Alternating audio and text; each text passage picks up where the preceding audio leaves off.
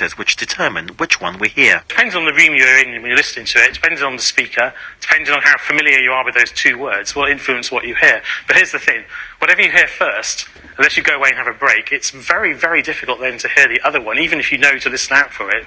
Your weather: tonight rain clearing from the south, tomorrow fine and dry with plenty of sunshine, breezy and a little cooler in the east.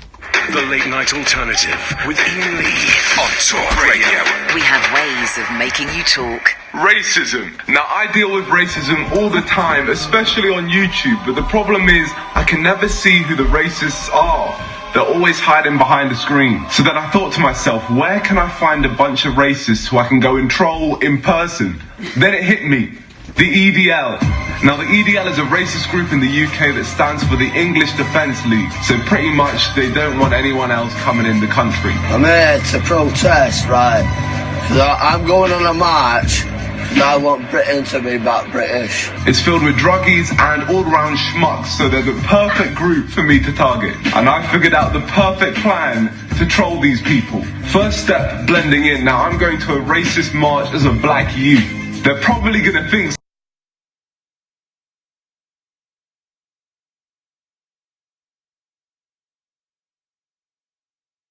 there's a racist group in the UK that stands for the English Defence League. So pretty much they don't want anyone else coming in the country. I'm here to protest, right?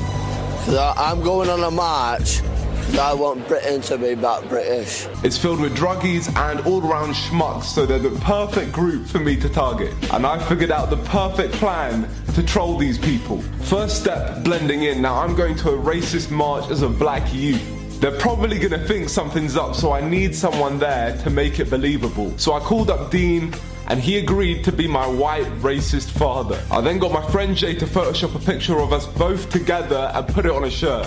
Oh my God. And hopefully this will make it look like we've been supporting the EDL for years. Have a look at that flag. Keep waving it high. Keep waving it. Let's go, boy. Wave it. More action. Faster. Great. He's doing it with passion now. We've done it. EDL. EDL. What are your thoughts on 95% of Muslims saying they want to take over this country? Disgusting. And you heard about that before, didn't you? Yes. Well, I just made it up, so you really are a schmuck. I never heard of it before. Well, you just said that you did. No, I was joking. Oh, you were joking. This guy's a joker. He's a joker, aren't you? We're back here with Hannah. Hannah, and let your heart out on camera, Hannah. Right, basically, they need to get them all off. Okay, that's mad. Okay, so wait, off our streets? Yeah. So they're our streets. And they're taking our jobs? Yeah, they're taking our houses, they're taking the lot. And they took your teeth as well? Yeah, they did. Oh, man. Good evening, dear listener. Welcome to the Late Night Alternative. I'm Iain Lee. You are... Catherine Boyle. Well done. I should have asked that about 2 years ago when you started turning up for work here. That was Niko Omilana, and I'd never heard of him before, if I'm completely honest. Then again, I've never heard of anybody until you, Catherine, retweeted a little 2-minute video that he'd made, that audio comes from, of him going to an EDL march, and just as well, I would call it winding them up. He calls it trolling them, and it's funny, man. He's got a right cheek, and I loved it. It's funny. It's really, really funny. And I don't click on links, and I don't watch stuff. I don't care. I'm an old man, but I watched that, and I thought, yes, son, well done, well done. Well, I'm thrilled to say that Niko's on the line. Good evening. Hello. Hey! And here's where we're trolling you, because me and Catherine are actually racists, and you're a young person of colour, and we're gonna destroy you tonight. I want to know where my teeth are, mate. Yeah, no. Well, you got them. You got teeth. Hey, man, you sound all right. You sound all right. That video is funny, and you've done loads of videos, and me and Kath, we watched a few of them tonight on YouTube, and we were laughing out loud. And you are going to get You're going to get a TV series on Channel 4 soon, I guarantee it, and probably a movie deal and all of that stuff. But you're gassing me out too much, man. You're gassing me out too much. No, it's going to happen because you're funny, man. You're funny. But tell us about the EDL march. When did you do it, and why did you do it? Okay, the EDL march was on Saturday. The reason I did Saturday it just was, gone? Yeah. Oh, you've turned that round quick. Well done. Yeah. No, I wanted to make a video where I could like, as you said, wind people up, but what I'd say is trolling, where I could troll people, but without backlash, and everyone hates racists, so I just thought I'll either do that. Most people will support it, apart from the actual EDL. Yeah, well, not everyone hates racists. Racists, it turns out, really like racists. They like each other. No, I've already experienced that. I've already been getting a few racist comments. Well, I know we've seen some of the racist comments you've got. How it looks, because you are a young black man, and you go and hang out with a load of older, thick. Some of them look drunk. I couldn't possibly comment. Proper hardcore, good old-fashioned British racists. Something we do best. It must have been terrifying.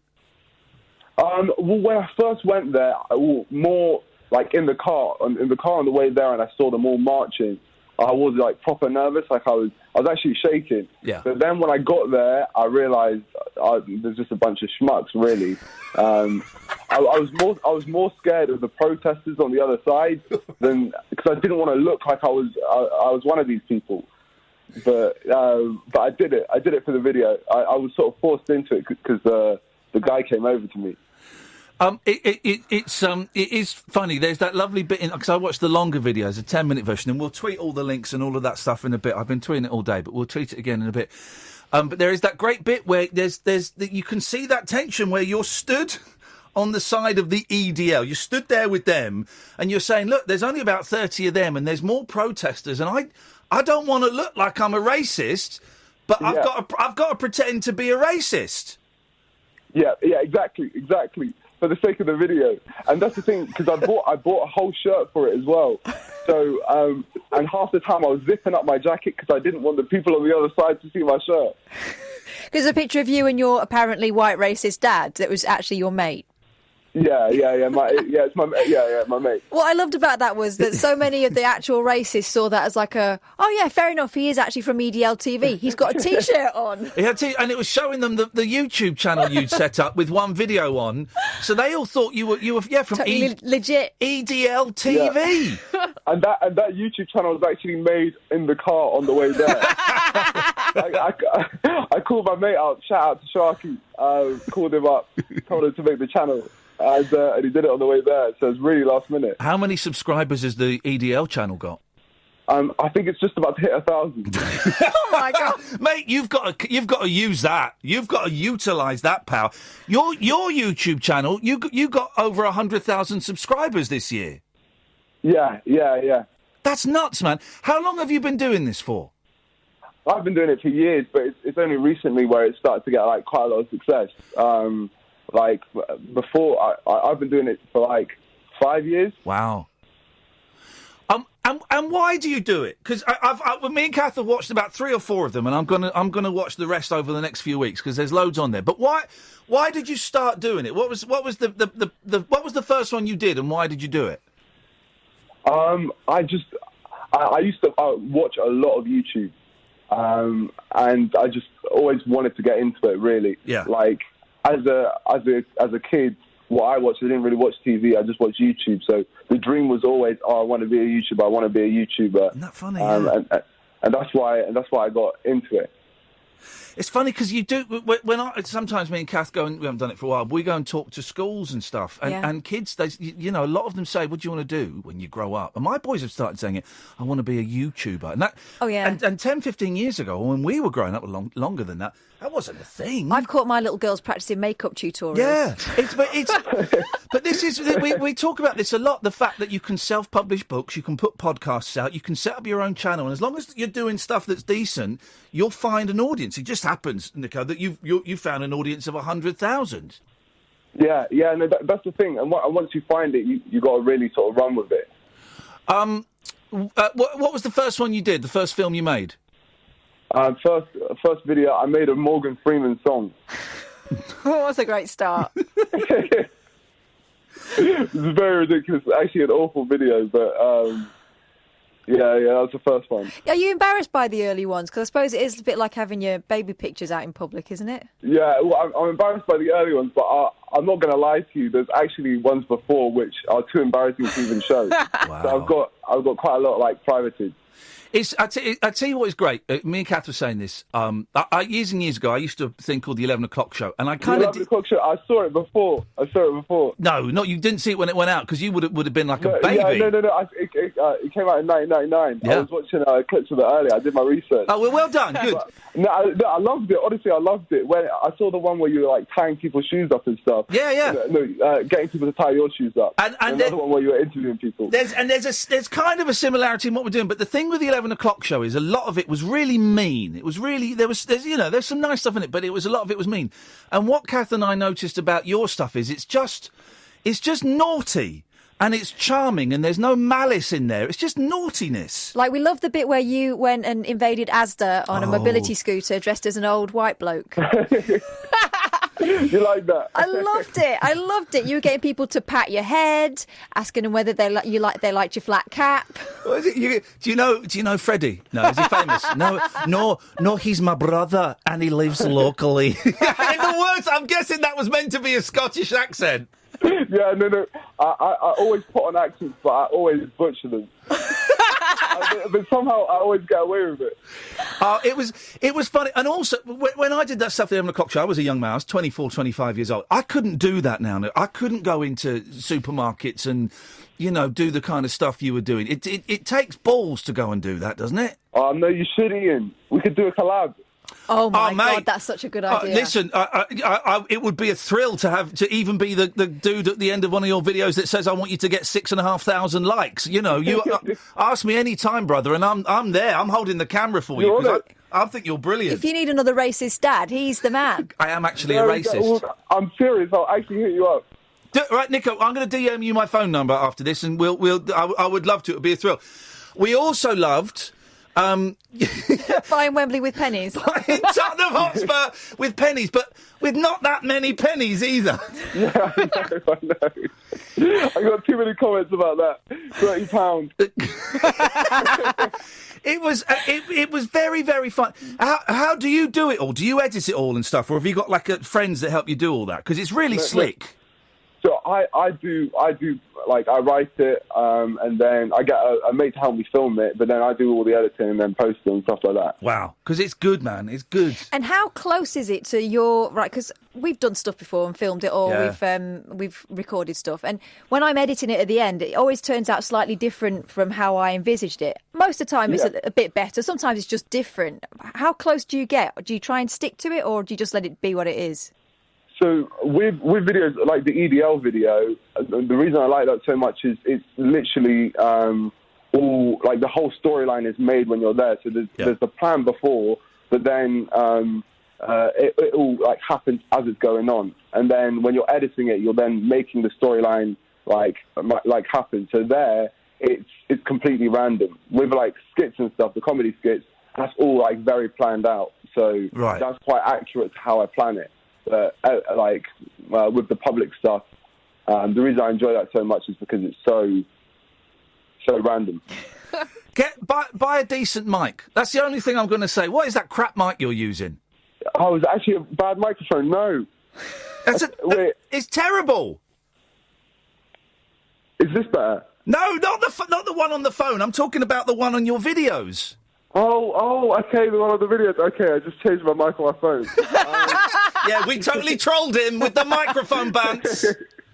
No, the one in my videos. Yeah, I should buy a better one, to be fair. I've had this one for years. I'm just looking, the 2.5 minute edit you've done of the EDL thing, that's had nearly 500,000 views already. That's incredible. Yeah, what, on Twitter? Yeah. Yeah, no, so I'm really well on Twitter. Have you had any backlash from racists? And, because Twitter, as we know, it's a breeding ground for arseholes. Yeah, and you just blew a big whistle. Yeah, you've put up the bat signal for racists. Have you had any abuse from it? Yeah, no, I've had a lot. Some of the people from the video have actually, messaged me. They're saying they found my address and they're going to come pay me a visit. Oh, so no. I can't wait for that. No! Well, as long as you film it... No, exactly. I highly doubt they've got it, but if they do, I'll make a great video from it. So. What is there a plan, Niko? Is there like a dream that in 5 years' time you want to be doing movies or you want to be on? What's the ambition? No, I'd love to. I want to do YouTube for like the next few years, but I really would love to do like movies or like work on TV and that sort of stuff. It's going to happen, man. It's definitely going to happen. I know it because I just honestly, you're funny. You're you've got absolute balls of steel. Also, he's really likeable. Yeah. Like, you watch it and you want you to succeed. You're too kind. You're too kind. No, he won't. Honestly, dude, it's fine. Now this microphone you're on is rubbish. Right. So, very quick, I'm going to DM you my phone number because I'd love to pop up in one of your videos. What's the YouTube channel if people want to go and find you on YouTube? Okay, just like that. The YouTube channel is Niko Omilana. Just Niko, and it's Niko Omilana. It's the same for Twitter. I'm going to tweet it all at some point in the next 45 minutes or stuff. Dude, you're brilliant, man, and I look forward to watching you get famous because it's definitely going to happen. Thank you so much. And Niko, maybe come into the studio one night. Yeah, no, I'd love to. All right, brilliant. Hey, nice one, man. Thank you so much. Thank you. Cheers, Niko. Bye-bye. What a night. Do you want to go and say goodbye to him? Oh, he's so brilliant. Honestly, if you've not seen it, it's been tweeted by everybody and retweeted. It's so funny, and the delight of falling down the rabbit hole of his YouTube channel. He's a bright kid, man, and he's got a wicked sense of humour, wicked in both senses of the word. And he's very funny. 03444991000 is the telephone number. This is Talk Radio. Talk Radio, the 21st century dream team of dialogue, debate and discourse. Talk Radio. Give it some lip. Hello, can I help? Could you tell me more about this kitchen? Sure. It was conceived by Clive, our designer, brought into the world and assembled by Kate and Stefan. The worktops were lovingly nurtured by Dan. There are 197 pieces of wood, 82 joints, 510 screws. Okay. At Wren, we not only design, make and install our kitchens, we put our heart and soul into them. Visit us now for our 60% off multi-buy offer when you buy 5 or more fully assembled units. Find your perfect pre-owned vehicle with a Mitsubishi approved used range. They come with a guaranteed service history, 2-year warranty, roadside assistance, free annual health check and a 30-day exchange plan. Plus, from the 18th to 27th of May, your local Mitsubishi dealer will be offering a £500 deposit contribution. Visit Mitsubishi-cars.co.uk. £500 deposit contribution with 9.9% APR. Shogun Finance Limited. Offer available between the 18th and 27th of May 2018 at participating retailers only. Credit subject to status. 18 plus UK residents. Whatever your customers trust you to do, they trust you with their data too. So whether you're a carpenter or a chiropractor, a florist or a financial advisor, an electrician or nail technician, don't forget the new GDPR data protection rules apply to your business from the 25th of May. You could be fined if you ignore them. So whatever you do, get data protection ready at ico.org.uk. At Tesco Mobile, we want to make your mobile life a little better. It's why we have family perks. Monthly rewards for you and every family member on your contract. Things like extra data, Tesco Club Card points or money off your bill. Little things that make a big difference. Tesco Mobile.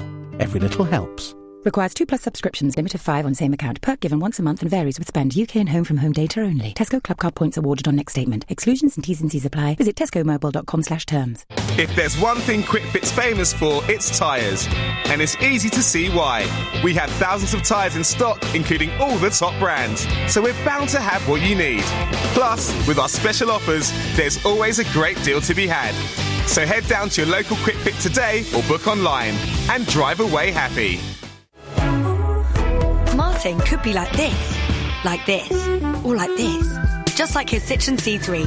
Citroen C3 is available in 36 colour combinations. We could have made a car, but we made a car for you. Citroen C3 is now available with 0% APR. Visit citroen.co.uk to find out more. Citroen UK is a credit broker and not a lender. Terms, eligibility criteria and returns conditions apply. PSA Finance UK Limited. 0% offer is only available on selected versions. Visit citroen.co.uk for more details. Citroen.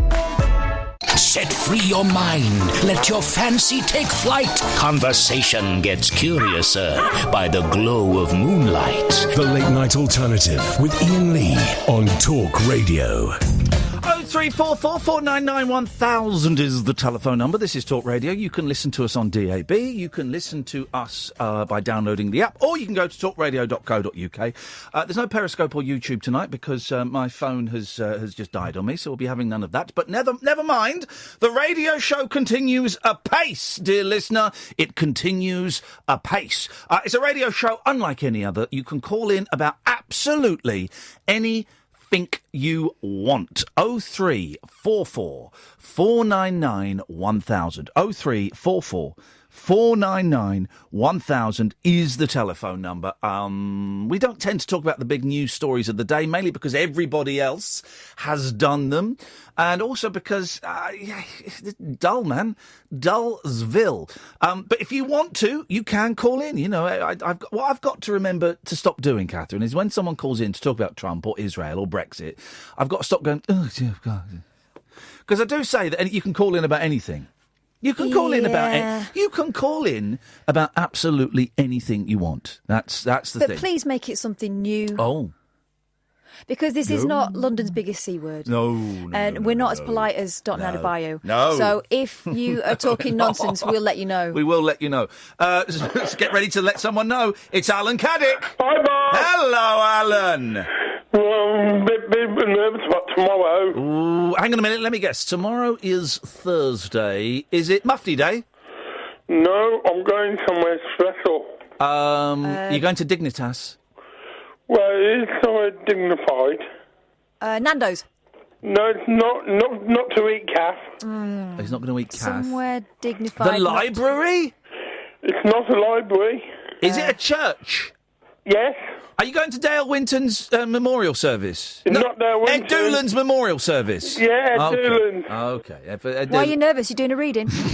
No, because I'm going to be surrounded by all the people at WM that Ed worked with and people when he was at BRB. Yeah, if you see a woman with frizzy hair called Sarah, could you try and trip her up, please? I'll probably be sitting at the back, knowing me. Shitting at the back? That's disrespectful. You mean they won't reserve you a place up the front? No, it's first come, first serve, calf. We'll get there first and come first. In fact, what you're doing talking to us, you should be in a sleeping bag outside the church now. Come first at the memorial service. It's the title of my autobiography. Let's make a TV series out of that. They could do, couldn't they? Because I think it could be a classic, like Barbara Baines' Eyes. Barbara Baines. Barbara Baines. Barbara Baines. Sorry, I got lost in Barbara Baines' Eyes. We've all been there. We just mustn't think about it. Well, Alan, that'll be. I'll give a full report on Thursday night about it. Please do, Alan. Please do. Thanks very much indeed. Good evening, Dan. Hello. Hello, Dan. How are you, mate? I'm a bit itchy, but I'm around my nipples. Oh, yeah? Yeah, well, just You've below been my shaving nipples. them? No, I haven't actually, but that's next on my list. I would just like to know. Yes, Dan. Just quickly, what is the better? Hang on a minute. Sorry, I panicked then. Say that again. I'm a little bit trigger happy. Sweet Child of Mine by Guns N' Roses, or I've changed my mind now. That song, right? Take My Mind Out. It's changed my mind. Change? No, No. I've changed my mind. What song I want to? You were going to say "Wake Me Up Before You Go." Yes, but I've changed my mind. Okay, two. Sweet Child of Mine. Yeah. Or Noel Gallagher's High Flying Birds. If I Had a Gun. Oh, for crying out loud! They're both pretty pony, but if you've got to pick one or the other, it's Sweet Child of Mine, of course. But if you'd have left Wake Me Up Before You Go, we would have picked that. It would have been Wake Me Up Before You Go. Okay, how about this? There we go. Yes. The Beatles. Yes. All You Need Is Love. Right, it's not one of their greatest. Or yes. The Rolling Stones. Start Me Up. That's a good one because I like the Beatles. I don't like the Stones, but that's a good song. All You Need Is Love. Do you want to hear my Mick Jagger impression? Always. Of course I do, mate. It's me. Keith. Hey, have you got this great song, right? I've got this great song for you, right? It's really, really good, you know what I mean? You know, you sound like Andy Goldstein. What about Alan Brazil? Yeah, I want to hear Collymore. Oh no, it's his roast stand, Collymore. We'll call Collymore tonight. We've got this We've got my mate Sam. All right, Sam. All right? What is this? Dan's, He's like a latter-day Mike Yarwood. Dan's phoned up to do an audition piece for us. This is brilliant. I would have to say, all you need is love. Well, thank you very much. I appreciate that. Thank you, Have Dan. a very nice evening. And you too, mate. You Thank just remember that message. What a nice guy. What a nice guy.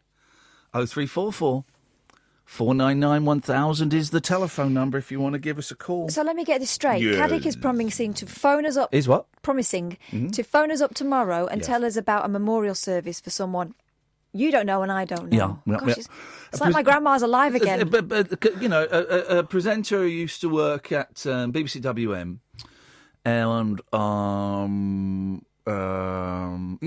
I never met the fella. I saw pictures of him on the wall, but I never met the fella. But a lot of people had, you know, he was there for years, and I think he was one of the good guys that was there for years, as opposed to Roy Plumley Brown. What's his name?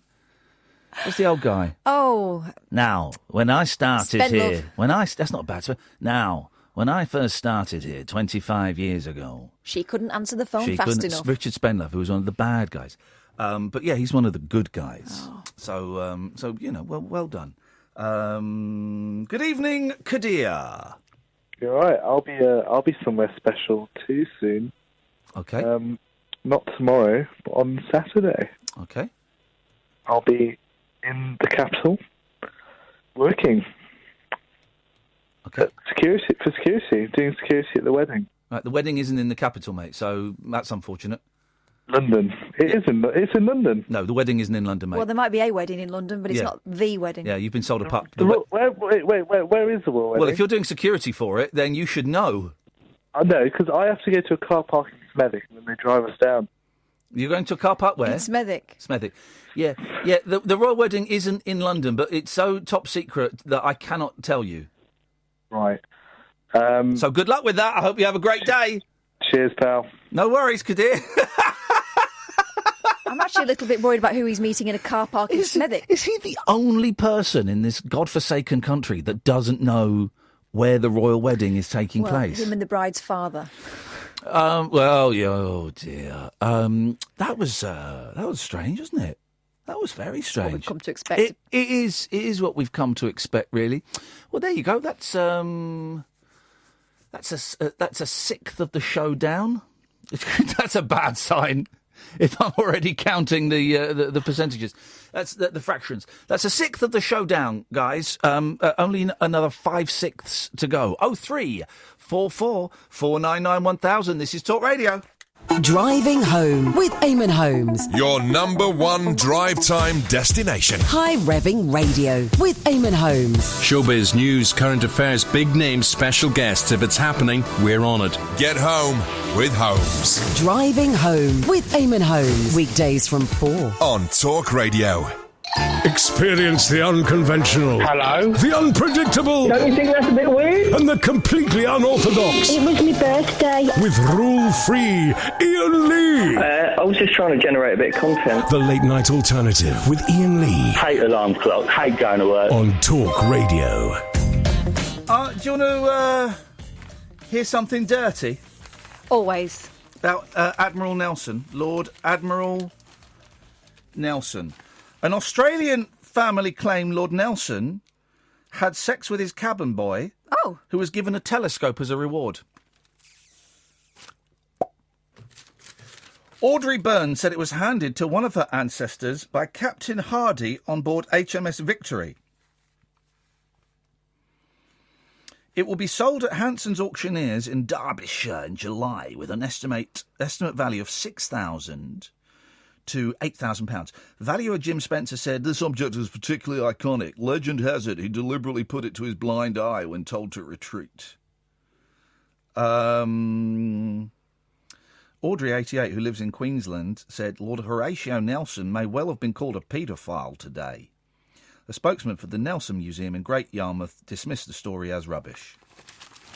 So there's a horny telescope up for sale. Outrageous behaviour. So guys, that's the first story I've pulled out of the papers. There is slim pickings today. Let me tell you that. There is very, very slim pickings today, so the phone calls are more important than per usual. Good evening, George. Good evening, Wizard. Good evening. And your Enchantress. Yes. Thank you. I loved your conversation with Niko. Oh, mate, he's brilliant. Go and watch his videos, George. He's so funny. There's a touch of the Peter Cooks about the speed and the wit that he comes up with things. He's very funny. Excellent. I'll tune in. Do you think you could get him to come and film a visit to Rainbow George? Probably not. Probably not. Probably not, because he's busy. He lives miles away. I don't know where he lives, and he's busy making his own things. But don't worry. We can film something. Yeah, a visit to Rainbow George. You can film stuff on mobile phones now, and it's as good as the stuff that goes on most of the satellite channels. Yeah, but it's not Niko, and I can't get you Niko. I've just spoken to him for 13 minutes on the telephone. I can't get you Niko. You said you were going to give him your telephone number. Yeah, I have. You never gave me your telephone number. No, I never said I was going to give you. Did I say? I know you didn't. Yeah, there we go. I'm a man of my word. And you haven't replied to any of Barney Snow's emails. He told me I spoke to him tonight. Barney's not sent me any emails. He said he sent you a couple of emails. I've not received an email from Barney's the fellow making the documentary about you. Yeah. Yeah, I've not received an email from him. Really? And I was thinking, I swear to God, and I was thinking this just 2 days ago. I thought, that bloke hasn't emailed me. No, he hasn't emailed me. I spoke to him tonight. He said he'd sent you a couple that you hadn't replied to. Yeah, because I've not received them. He's sending them to the wrong address. You've got my email address. Make sure he's got the right one. I bet he's spelling Ian wrong. Okay. I bet he's spelling Ian wrong. He's not replied to me at all. No. He's not sent me an email at all. No. Did you get to listen to my call to Dotton? I didn't. You phoned up Dotton Adebayo on BBC London. I didn't. Because I heard you talking about him last night. What did you say to Dotton? I said you gave him the big up. Yeah. And yes, we spoke nicely about you. I'm sure you can listen back to it. I will do. What time did you call him? That's a good question. Oh. It would have been about... would have been after 3. 20 to 3, I 23. think. I was trying to play PlayStation at 20 to 3. But it's all looking really exciting. It has its own momentum, Ian, and I'm just so happy to be connected to you. Well, good. I've got your address. And you got my email about what happened the other night when yeah. You pulled a tape out at random to record something, and it was a phone call that you taped over. No, I recorded over a bit of conversation with a girl who I couldn't remember who it was. I just fished out the tape and it just said Anne on it. So I recorded a radio call I did to Dotton over that, and then I let it run on to see what I'd recorded over. And it came to... the telephone rang and I answered it and I say, oh Wizard. And it was Peter Cook, and we were talking about an article that had appeared in the Star newspaper that day. Oh, you said the sex party perverts. Captain Kinky, and I was supposed to be this Captain Kinky, and I discovered this telephone conversation with Peter, and you can only hear me speaking, but it's very, very funny talking about the article and what we were going to do about it. And eventually, I mean, I tried to sue the Star for a lot of money over that article, but it never actually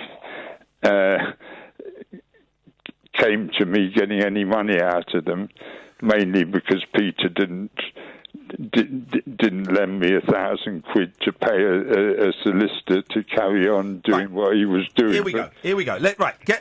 We've been saying for ages we're going to come and do a podcast, and this is what I do, George. Is I come up with ideas, and then once I've had the idea, I hate kind of following it through. So, Catherine, have you got your diary there? Yes. George, have you got your mental diary there? Yeah. Right.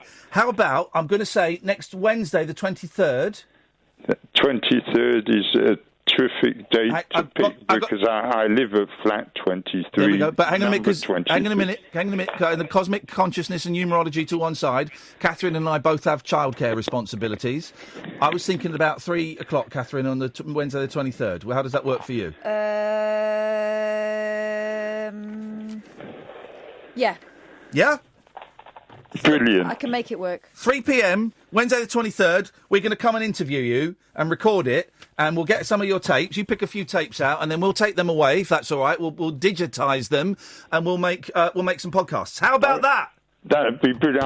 I'm gonna try and find the first tapes we ever did together. When would that have been at LBC? When you were... We only spoke once or twice at LBC, Yeah, and I don't think we got on. But that would have been about 10 years ago. I couldn't be any more specific than that. Yeah, and I'd love to find those couple of calls. Maybe they might be amusing to listen back to. But yeah, brilliant. So 23rd of June. At 3 p.m. kickoff. Yep, it's happening. It's happening, man. It's totally happening. Brilliant. We're going to make this podcast. I'm inspired by Niko. I've been inspired, and we need to make more stuff and do more stuff and stuff. So, yeah, George, it's happening. Give Niko my telephone number. No, I will do no such thing. Why not? Because I don't think he's going to be interested in a soothsayer. Yeah, no, yes, he would be. He really would. He'd become part of... the film we're making anyway. Okay, all right. George, listen, we'll see you next week. Looking forward to it. Thank you, mate. Speak to you soon. Take care. Bye-bye. Bye-bye. There we go.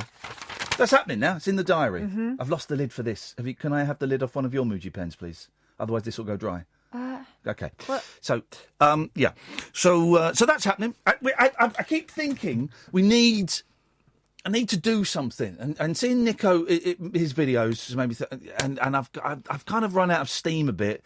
Partly because I'm just busy with this, partly because I've come off the meds and I'm not sleeping very well, partly just because I'm living in limbo and in this bedsit that I've been in for a long time. And hopefully, the end is in sight. I'm hoping in 3 months' time I'm going to be in a house that's going to have like a garage that I'm going to turn into a studio, TV studio. It's going to have a green screen and a tripod. It's a TV studio these days, and a studio to record stuff. And I want to make stuff, but just being inside, but living in a room, right, where you've got this bed, a desk that I never use, TV, cooker and a sink and a shower and a toilet. It's hard to be inspired in there. Saying that, I want to do very soon Lights Out Part 3, another Iain Lee Sleeps, okay? But I want to do it with an infrared camera. So that I'm there, you can see me, and it's like, but then when I turn the lights out, that goes all like green. Right. So it's not, because you felt last time, although you were happy with the results, you felt like it was a little bit artificial because you had to keep the light on. And I couldn't sleep very well with the light on. Couldn't sleep. So it wasn't as true as it could have been. So I'm trying to find, it's really hard to find, and I'm going to have to do it through my computer. There's not... You'd think there'd be like an app or an adapter you could put onto an iPhone to make it infrared. But there isn't. So I'm trying to find an infrared... There isn't. So I'm trying to find an infrared camera that you can plug into a Mac and that I can use... But quite a high quality camera, but cheap. Isn't there... Well, there used to be a spy shop. Spy shop, that'll be apparently you can get like cheap ones for like about 30 quid. So I want to get a cheap one to try it and make sure it works.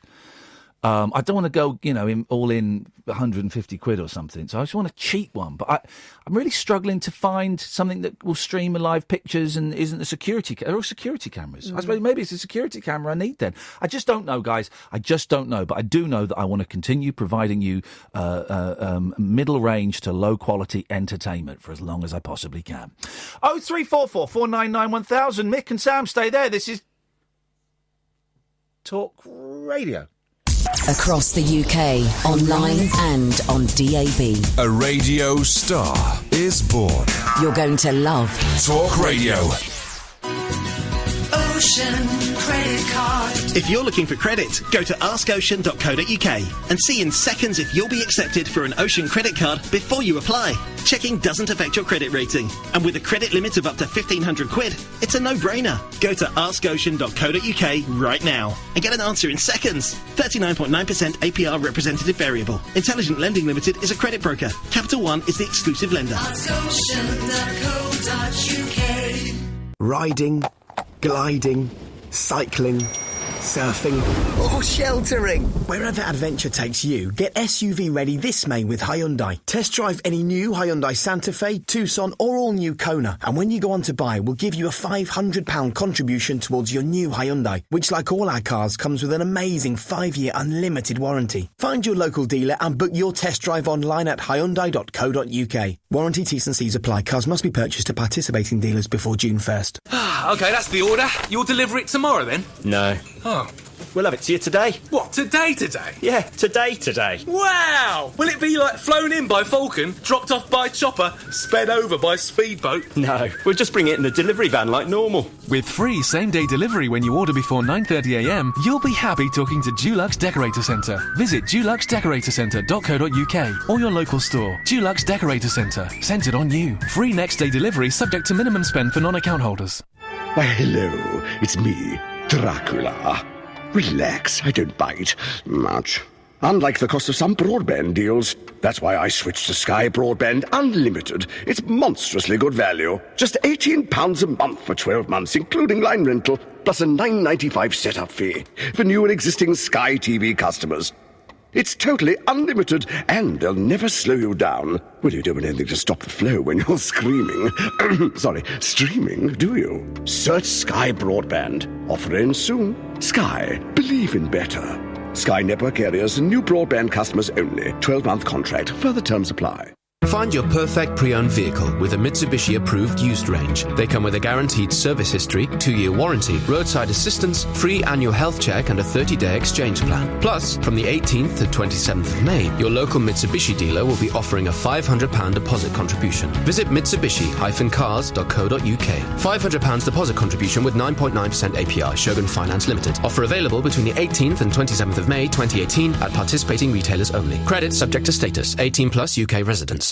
The late-night lip service for lovers, loners and lounge lizards. Well, where exactly is your accent from? The Late Night Alternative with Iain Lee. I've forgotten your name already, excuse me. On Talk Radio. 0344 499 1000. Apparently we said to George thinks we're going on the 23rd of June. So if someone could tell him that that's not the case, that we're going next week. It's never going to be easy, is it? Let's go to Mick. Good evening, Mick. You all right, Ian? How you doing? I'm very well, thank you, Mick. How are you?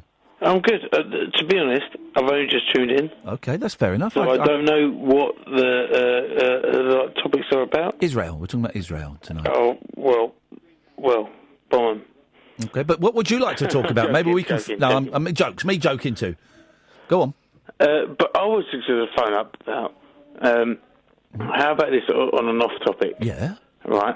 I have in this situation where my mum died when I was 12. Right. I'm sorry to hear that, yeah. Right. And then I've got four other siblings. Yeah. Right. 2 are older, 2 are younger. Yeah. I'm in the middle. You know, that middle sibling syndrome. Yeah. Right. Now, the younger ones, too young to understand. The older ones, old enough to understand. Old enough to know better. Well, yeah. Yeah. And, you know, they had the best of what they can have at the time. Yeah?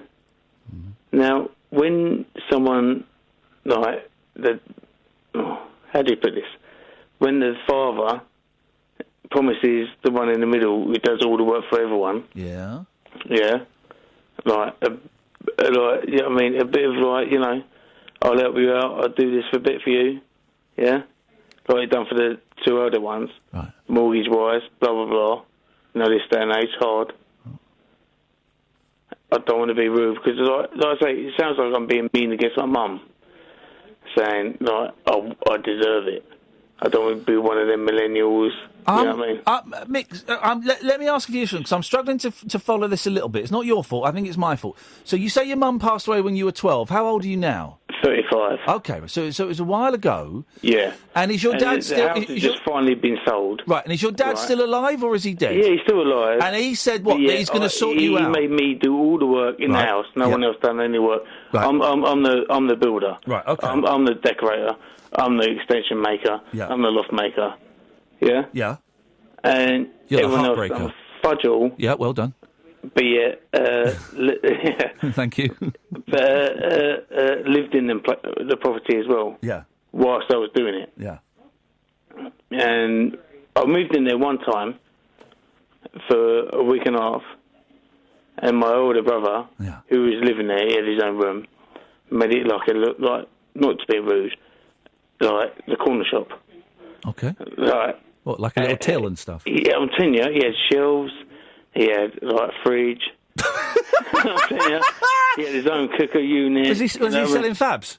No, if he did, he would make a bucket load. Yeah. You know He what I said mean? bucket. But the thing is, he didn't like people. He doesn't like. Okay. Well, didn't. He still doesn't. Yeah. You know what I mean? Yeah. You can Google him on like YouTube. Yeah. He did a Doctor Who thing. Okay, all right. So hang on. So what's the situation? So the house has been sold, and what? You're not getting any of the money? Oh no! My dad's had he's had issues. He had a heart attack. He had a stroke. He said he's not all there. Right. I'm fine with that. The family wise, do you know what I mean? Blah blah blah. Blah blah blah. Yada yada. Yeah. I'm just like there's no I'm looked at as if still the outsider, even though I've done all the work. Right. Everyone else is happy. He sold his place. Yeah. Made the top money. Top money too. Yeah. And then he's and I said I'm happy with him going to the other place. But why aren't I getting the accolade from everyone else for doing what I did? When you say accolade, are you saying you want money off your dad, or you want your brother, your siblings to say, well done, mate, that was good My job? older brother beat me up. I had 3 children in the house at one time. At the house, I was doing up. Right. That week and a half I said I was staying there. Yeah. Right. He actually, I'm sitting outside. I'll be honest, I was having a doob and a beer. Okay. In the garden. Cheeky little He's Jay. come back. He's come back. Yeah, just kicking it back. You know what I mean? Everyone's chilled out. Everyone covered. He walks in. Didn't like the reason.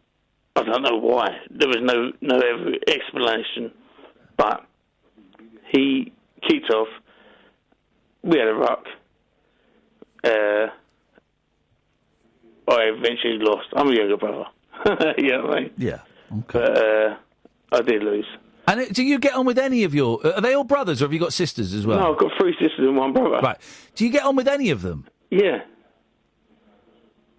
Well, then, can you not just ignore the ones that you don't get on with? No, because they're all interlocked. Like, the brothers disconnected, but the sisters... Yeah. They're the ones that I worry about and I care about, and I don't get any appreciation from looking after them. You don't get any appreciation from them? No. Well, that sounds like that's unlikely to change, unless there are a couple of things that happen. One is you say to them, "Look, I'm just feeling a little bit unloved," and if I say something like that, I get put upon as if I'm aggressive. Well, do you say even confronting? Well, do you say? Well, it depends how you say it, doesn't it? No, because I've been crying. I'm a big bloke, right? Yeah. And even if I cried, they're one of them. They think that's aggressive. They go, yeah, no. They sit there and say, yeah, that's great, yeah. Then the next day, ignored.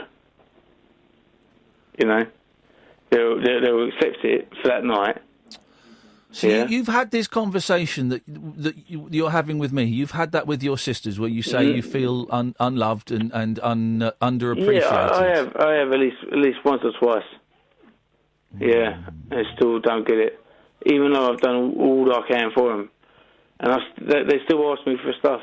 Now, what do you do? What do you do in that situation? You say no. Yeah, but your family. You say no. Really? Yeah, you've got to set boundaries, and if you feel like they are taking advantage of you, No, not in a way like it's emotional value. Yeah. But that's still taken. If you're not getting the respect or the love or no, I get respect all the time when they like 9 times out of 10. But when it comes down to emotional value, yeah. Well, if you're not getting that, then and you feel that you deserve that for what you're doing for them, then you're allowed to tell them no. But I've told them that before. Well, what do you do then? Well, then you stand by it. There's no point in going no, and then the next day going. You do that. You leave it, and then they like imagine like your sister asking you for help. Yeah. And you still say no. Yeah.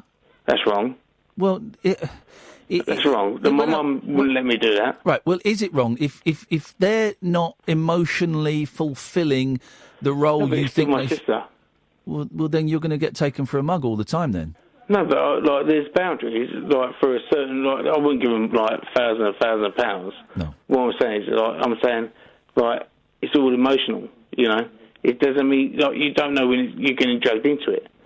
You don't know how it's going to happen. Well, you either have to carry on doing the stuff and feeling undervalued, or you have to stop doing the stuff.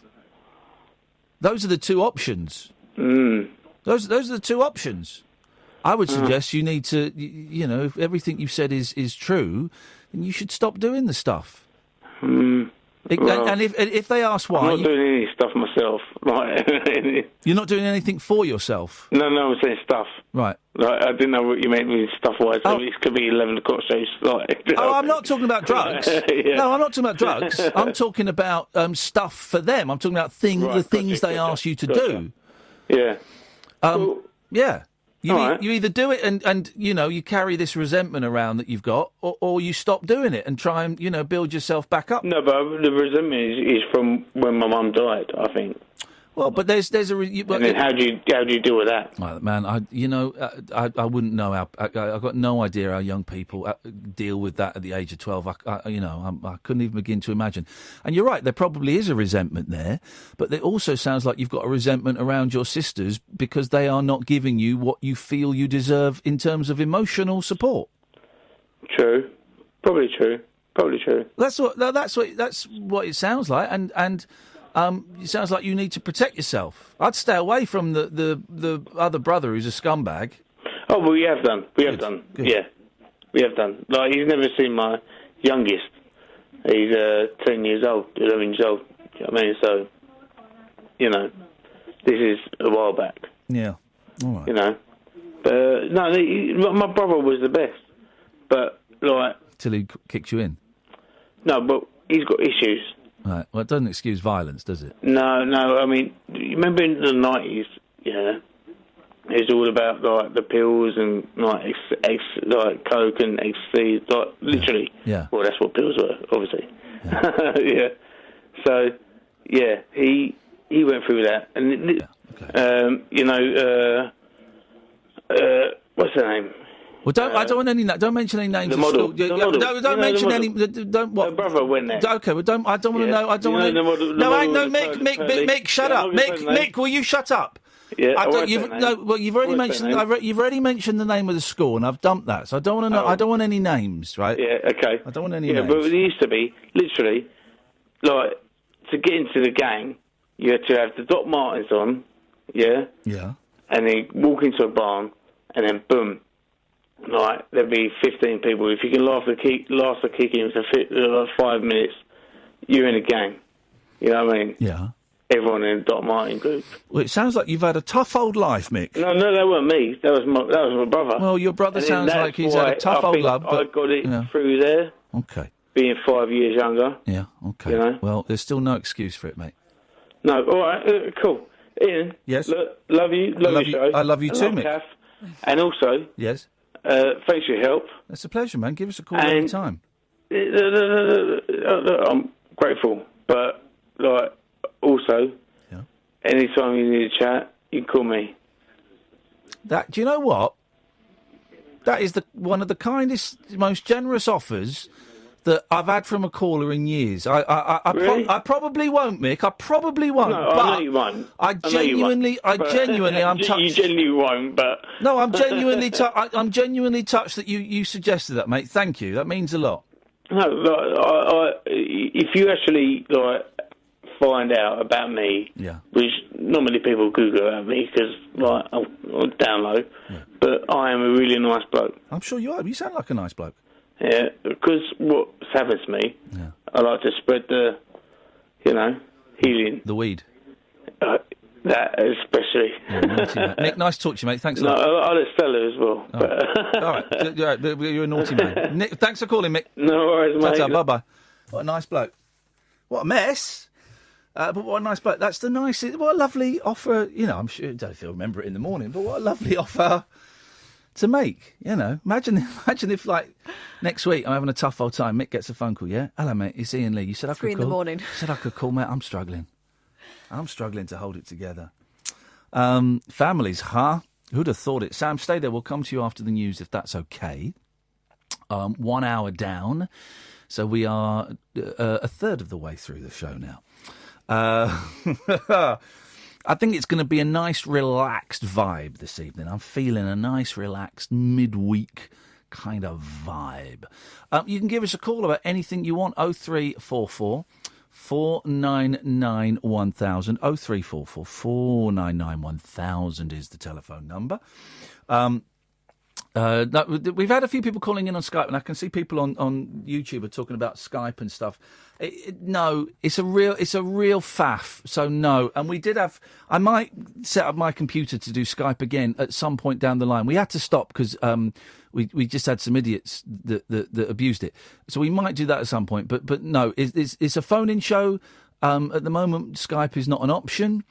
It means Kath has to go out and check stuff and Sam has to keep an eye on a line and it's all a little bit complicated. So, if you want to call in, 0344 499 1000. Cost you pennies at the most. You'll be on the phone for about 30, 45 seconds. Sam takes your number, calls you straight back. I'm Iain Lee.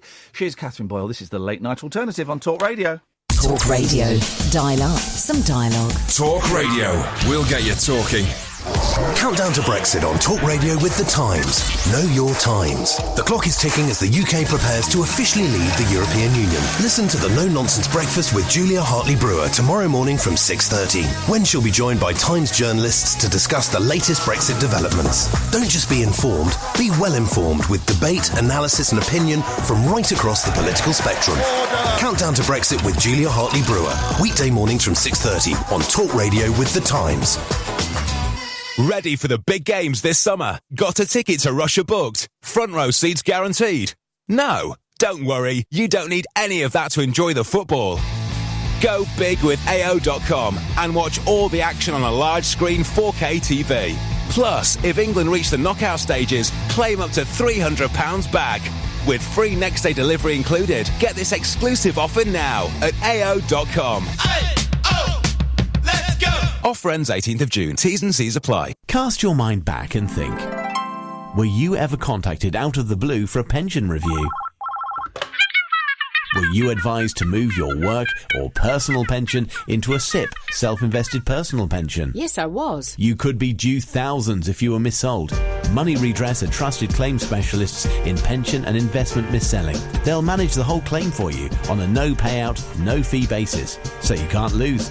Text WIN to 85077. What are you thinking for dinner? Great Taste of America's back at McDonald's with a Chicago stack. What's that? First up, we've got 2 beef burgers. And this is not possible. 2 cheeses, bacon, and a steakhouse barbecue sauce? The crowd goes wild. So you coming? Touchdown! We have a winner! Great Taste of America is back at McDonald's. Go all out for the meaty Chicago stack. 2 cheeses, bacon, and a steakhouse barbecue sauce. Around until 29th of May. Available from 10:30am, subject to availability, participating restaurants only. Don't forget, the new data protection rules will apply to most businesses from the 25th of May. To get data protection ready, go to ico.org.uk. Find your perfect pre-owned vehicle with a Mitsubishi approved used range. They come with a guaranteed service history, 2-year warranty, roadside assistance, free annual health check and a 30-day exchange plan. Plus, from the 18th to 27th of May, your local Mitsubishi dealer will be offering a £500 deposit contribution. Visit Mitsubishi-cars.co.uk. £500 deposit contribution with 9.9% APR. Shogun Finance Limited. Offer available between the 18th and 27th of May 2018 at participating retailers only. Credit subject to status. 18 plus UK residents. Across the UK, online and on DAB. Talk Radio, on the hour news headlines. Good evening, I'm James Nish. Key US politicians say they agree with intelligence assessments that Russia tried to influence the 2016 election, which saw Donald Trump become president. The leaders of the powerful Senate Intelligence Committee says there's no doubt about it. Sky's James Matthews is in Washington. There had been an investigation by the House Intelligence Committee. They said there had been no Russian interference. What the Senate Intelligence Committee is saying is contradicting that flatly. It says there was indeed Russian interference because Vladimir Putin wanted Donald Trump in the White House. Meanwhile, Donald Trump says he hasn't heard anything from North Korea about its threat to cancel the meeting between him and the country's leader Kim Jong-un. The two leaders are meant to meet in June. A pensioner who's been found murdered at her home in East London has been described as incredible and someone who was always happy. Police say the 85-year-old was cowardly assaulted in Romford yesterday morning. The Transport Secretary says transferring the East Coast Main Line to a new operator will be smooth and passengers will get a better service. The new provider will take over the route next month after Virgin Trains East Coast started running out of money. But former Transport Secretary Lord Adonis told Talk Radio earlier he had concerns. We'll only get the improvements if the managers who take over this service next month think they're there for the long term. And the thing that really worries me about what Chris Grayling has done is he's said that this public company that he's setting up will only be there for 18 months while he dreams up some completely undefined back-of-the-envelope public-private partnership. And the danger there is that nobody feels in charge and able to invest and take responsibility for the long term, and so the service could decline. And it's understood Mothercare will announce plans tomorrow to close 50 shops, more than a third of its portfolio. It's rehiring its chief executive it sacked last month as it unveils a rescue plan. Your weather, tonight rain clearing from the south, tomorrow fine and dry with plenty of sunshine, breezy and a little cooler in the east. The Late Night Alternative with Iain Lee on Talk Radio. He hasn't waited that long. And he wasted it. And tough. People wait. We phoned you back. Oh, dear. Good evening, Lauren. Hello there. Hello, Lauren. Nope. What you got? How are you doing? That question is banned. Well, okay then. I just thought I'd ring in and say hello from YouTube. Hello from YouTube. I wanted to thank you, actually. Oh, here we go. She might send us money, Cass. Yes, Lauren. What would you like to thank us for? Money. Helping me talk about my mental health a bit better, actually. Oh, there we go. That's it's not money, Cass. Here's that one person you helped. Put down the holiday brochures. It's not happening. It's not happening on this one. Never mind. You can have some chocolate coins if you like. No, we're both trying to lose weight, and I'll be honest. Since Saturday, I've done really badly with the diet. Really badly. Where are we? Wednesday, Saturday, Sunday, Monday, Tuesday, Wednesday. I've done badly. You know what that means? No burger on Friday. No, I'm not having a burger on Friday. Can't have a burger on Friday. Which is cruel to me because I've been good. Go and have a burger if you want. I've been lousy. I can't do it this week. Maybe next week. Lauren, I'm starving. No, you're not starving. I am. I've given up dieting. Well, I might do that next. I tried to go for a run and I got so many cat calls calling me fat. I'm probably not doing it again. Well, here's the thing. First of all, that's awful. Secondly, don't go for a run. I mean, no, that doesn't do anyone any good. It's bad for your knees. It's bad for running is bad for your health. Put your headphones on. Go for a long walk. A long, speedy walk is the thing. I will try that. Fingers crossed. That's what I've been doing. I've been doing that, trying to get 10,000 steps. Where did we come up with the figure that 10,000 steps is what mankind has to do? It seems a suspiciously round number. Yeah, doesn't it? 10,000. It's just a round number that someone came up with. Well, yeah, I suppose so. It doesn't necessarily help. Anyway, go on. We were interrupting you. What you called in? Yes. Hello, Lauren. Good evening. Welcome to the show. Yes. Sorry, I only called into the Mo show before. This is my first proper call. Oh, you've never phoned this show then? No, you've only phoned the Mo show. The second-rate show. Yeah. Yes. I couldn't argue with those statistics. So go on. We helped you talk. Yeah, well, it can be quite hard to admit to people that you have an issue sometimes, but it's a lot easier to talk about it when you've got someone like you who talks about it and is so open with stuff, and you're a parent like me. It makes it a lot easier. You're very kind. Thank you very much. I say too much, and then there's this documentary going out tomorrow on Channel 5, which I have mixed feelings about. I'm in it, and I know that because I've seen the trailer. They've cut loads of shots of me walking slowly down the street, looking up at the sky, looking down at the floor, because I'm depressed and all of that. And I just think, already I'm getting flack because of some of the things I said in it, and it's taken on a life of its own. And I'm just thinking, oh God. Yeah, but that's nothing to do with you. That's the thing. I know. Let it go. No. But I can't let it go. Because the papers are making their own things out of it, and that's fine. But it's how that makes me feel. That makes me feel guilty. It makes me feel ashamed. That makes me feel pissed off. It makes me feel angry. So you can't say, just saying, oh, let it go. Doesn't work like that. I can't let it go because it's people. I can't let it go. It's there, and it's really. I hate the name of what I suffer from. They've just changed the name to something even worse. Oh no! And when you tell people what you suffer from, they look at you, and it's pretty terrible. Even my own family just look at me. So why have they changed the name? Did they not have like a poll like Boaty McBoatface and stuff? You could have voted for Nutty McNutnuts, or I don't know, but just something. Did you not have a vote? Nutty McNutnuts. That was it, yeah. I suffer from what they were calling borderline personality disorder. Okay, which is a bit of an umbrella one. It means you can't go. So everyone thinks you're just on the borderline, so you'll get better. Yeah. And they changed it to emotionally unstable personality disorder, which that sounds dangerous. Makes me look terrible. That's like, if I heard that, I'd be thinking, hide the scissors. This is going to be... That's not a great phrase. Wait, it will be better. Lauren, well, thanks very much for coming to the doctors. I've got some bad news. We've got the test results back, and it turns out you're Nutty McNutnuts. That would be better, wouldn't it? That would be brilliant. At least you could explain it to people and they'd laugh at you rather than look at you as if you're emotionally unstable, which it just means I get a bit anxious and nervous in certain situations, like calling a radio show. This is a ridiculous thing, to call a radio show. I mean, it's a stupid thing. Stupid thing. Life sucks sometimes, doesn't it? Life can be great. Life can be beautiful and brilliant and stuff, but it doesn't half suck a lot. I reckon it sucks 60% to the 40% that's good. No, I try and be positive. Yeah. I've got my little boy, so you try and be positive and watch some guy on YouTube play video games and yell at him when he puts the bread in the cat litter. I've just told someone to F off on YouTube. The internet, honestly, I mean, people are just... people. Well, as of yesterday, I'll ban them if you like. Say that again.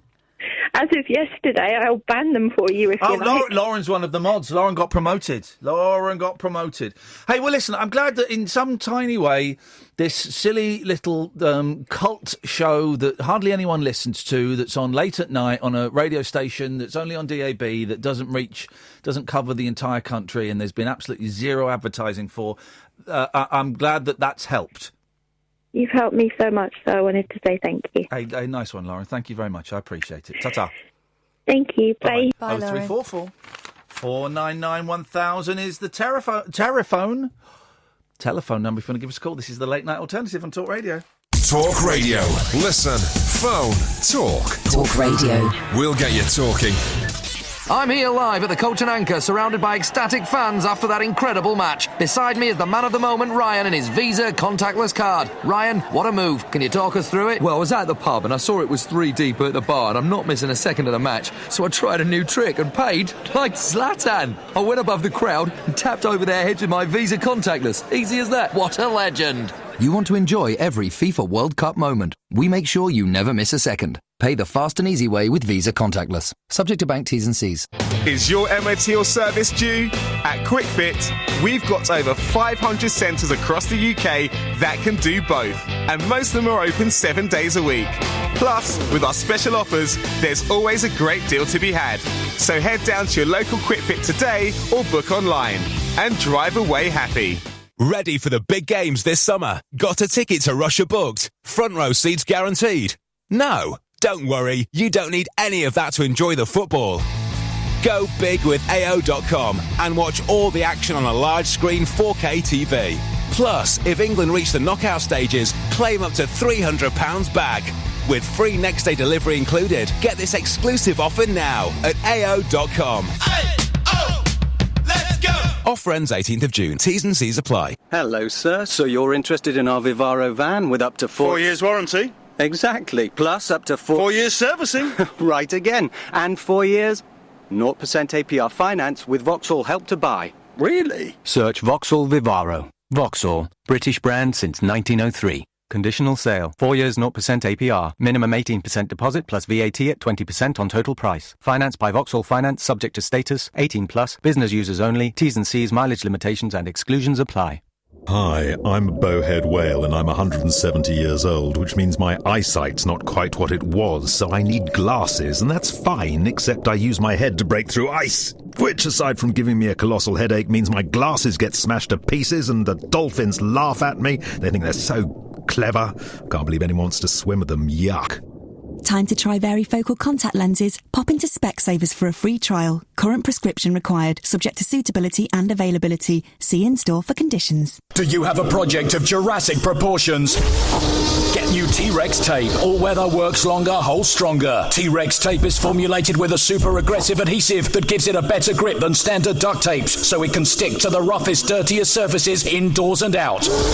Made with UV-resistant material, T-Rex tape will stand the test of time, even in extreme weather. T-Rex tape, ferociously strong. Feel the strength. Available at all good stores or visit trextape.co.uk to find a retailer near you.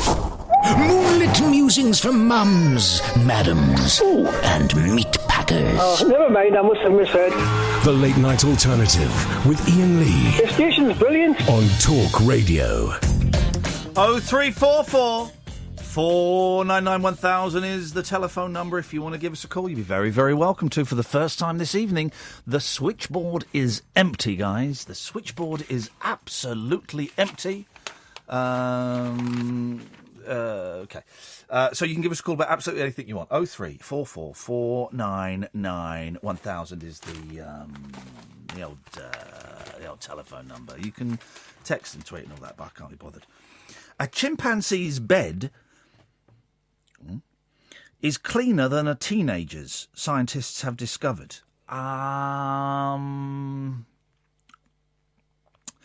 The apes build hygienic tree nests out of fresh branches and leaves each night. Well, they're making a new bed every single night. A new bed every single night! So that means it's cleaner than any human being's bed. I was looking at beds tonight in case I move and have to buy a bed. And, of course, I was looking at John Lewis because I'm posh. But flipping they're expensive. Like, if you want to get, like, a nice wooden base, and it's got to be super king size because I'm a tall man. So it's got to be super king. It's like 800 quid.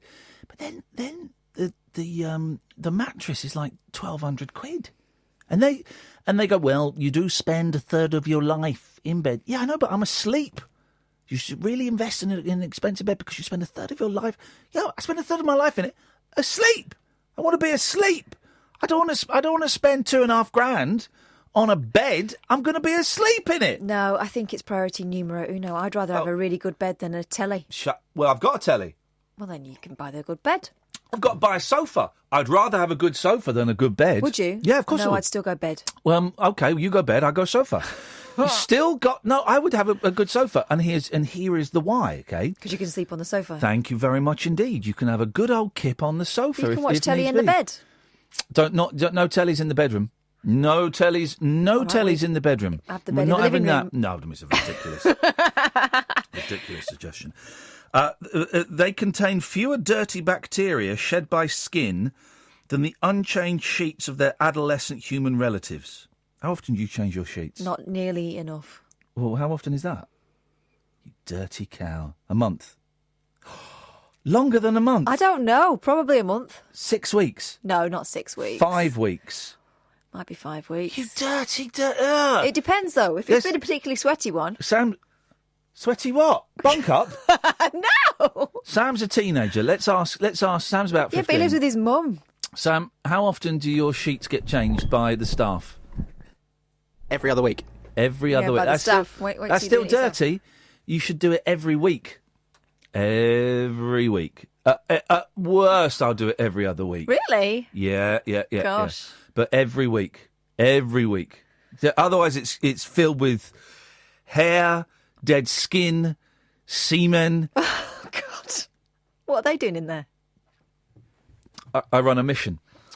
I'm on a mission. I'm on a semen mission. It's. Do you know what semen means in Spanish? Well, I don't know what semen is. We're talking about semen. Yeah, no, it's spelt the same. Well, would say Seed. Huh? Seed. It's a seed. Right. That's what it is. Okay. Anyway, carry on. Okay. So hang on a minute. Emma's just tweeted me. I'm not saying you have a boring voice, but hearing you on Talk Radio is working wonders for sending me off to sleep. You could be my insomnia cure. I think she's being kind. I think she's trying to be kind, but it's a little bit rude. I'm gonna let's investigate this. Let's investigate Emma Kate. Let's find out a little bit about Emma Kate because we can do that. Oh, she's just started following me. She loves family time. Isn't it funny that someone can say to you something? She loves family time, a good book, and baking. Oh, she's an early years teacher. I'm not going to have a go at teacher. No, I think she likes it. I think she likes it. She's just started following me. Maybe she just started following you so she could troll you. Yeah. Well, no, maybe. That happens too. Yeah. Not generally early years teachers, but, that could be a cunning disguise. Yeah.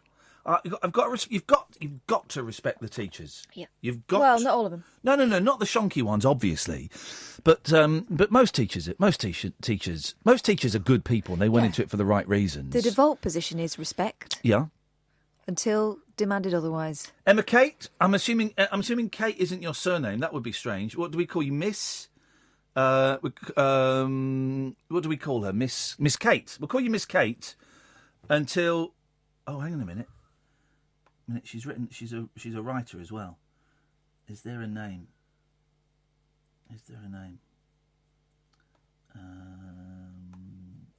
I like this. I like this teacher. I bet she's an excellent teacher.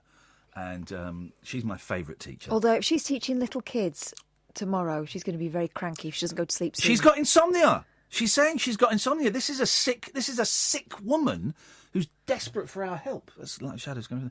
She's a sick woman desperate for our help. So we need to help get Miss Kate to sleep somehow. Let's see what we can find. Let's see if we can find some kind of sleep sounds on YouTube. Here we go. Sleep sounds. Here we go. This will help you, Miss Kate. This will help you. Here we go. Hang on. There we go. Let's get to the beginning. Here we go.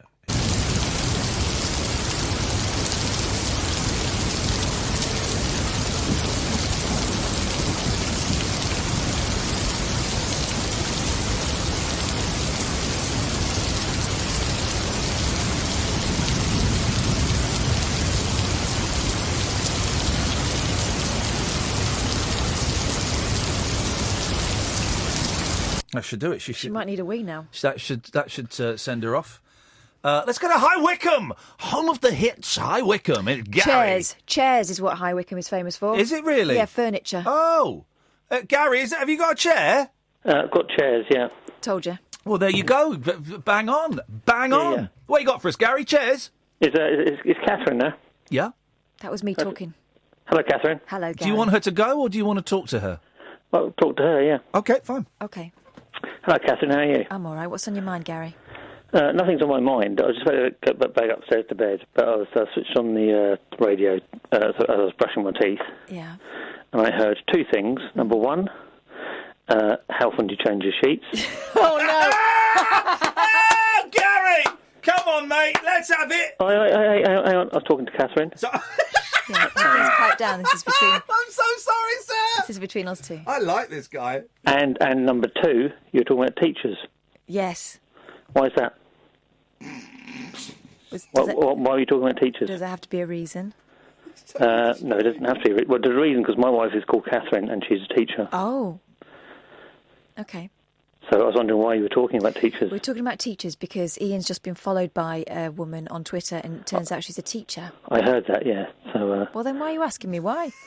I thought the subject was teachers. So I can talk about teachers. Oh, so your contribution was I'm married to one. No, I'm married to one and she's called Catherine as well. Oh, handy. But she doesn't call herself Catherine. Oh. What does she call herself? The boss. No. What does she call herself? I don't know. What does she call herself? Does everybody call you Catherine? No. So what do other people call you? Depends who they are. Right, okay. Well, I'll tell you something. No one, apart from people who listen on the radio, call me Kath. Oh, my wife's called Kath. Oh, is she? Yeah. Well, that's Does your wife know you're talking to another Catherine while she's up in bed waiting for you? I'm not talking to you, Ian. I'm talking to Catherine. Pipe down. Yeah, why he seems to think it's his own show, doesn't he? He thinks he runs the place. I know, I'm it's glad annoying, you've isn't it? noticed that, because I know, yeah. I've been noticing it more and more. Yeah. Throwing his weight about and... Yeah. Why don't people realise the producer is in control? I can't imagine why they don't realise that. Works like that on the film, works like on the radio. Yeah, exactly. Yeah, It's an exactly. outrageous cheek this man's got. I know. Well, I appears to be so, yes. So, are you a crest man, or are you working with something a little bit more elaborate, teeth-wise? Sorry? What are you brushing your teeth with these days, Gary? Oh, no, I'll tell you what I did. Funny. You took them out and gave them a wash. This is a bizarre question. Funny you've asked me that question. Go on. I have a 6-month dentist appointment, okay? So 6 months ago, the dentist said, you have to... Don't cry. It's funny you've asked me this, because the dentist said, right, your teeth are fine, but what you need to do is brush them in a circular motion. Yeah. So I tried to do that, and I found it impossible to do. Oh. So then I went into my local high street chemist. What an idiot. And said, look, this is what my dentist said. And they said, well, so I looked at your range of electric toothbrushes, and they go from like 5... Boring man. Well, yeah, it did What descend a boring man. Flipping it, Gary. I bet he changes his sheets every day. I bet he has to. Oh, God. I don't know what that means. I think I do. That conjures up some horrific images. They keep changing the rules on toothbrushing directions. I think it's been circular for a while. Because otherwise you're pushing your gums up. No, it's not been up and down for a while. Yeah. But there was something else in between up and down. What, a cross? No, there was something else. There was something else in between. What, like an S? One of the most exciting things I had when I used to go to the dentist a lot because my teeth were messed up, man. But did you ever get those to show how bad you are at brushing your teeth? You suck disclosing tablets. Yeah, the little red tablet, and it shows where all the gunk is in your mouth. Yeah. Well, that's dentists for you. Thanks for bringing that up, Gary. Really appreciate it, mate. Very, very kind of you. Dear God. This is the late night alternative on Talk Radio. Across the UK, online and on DA. Imagination on Talk Radio.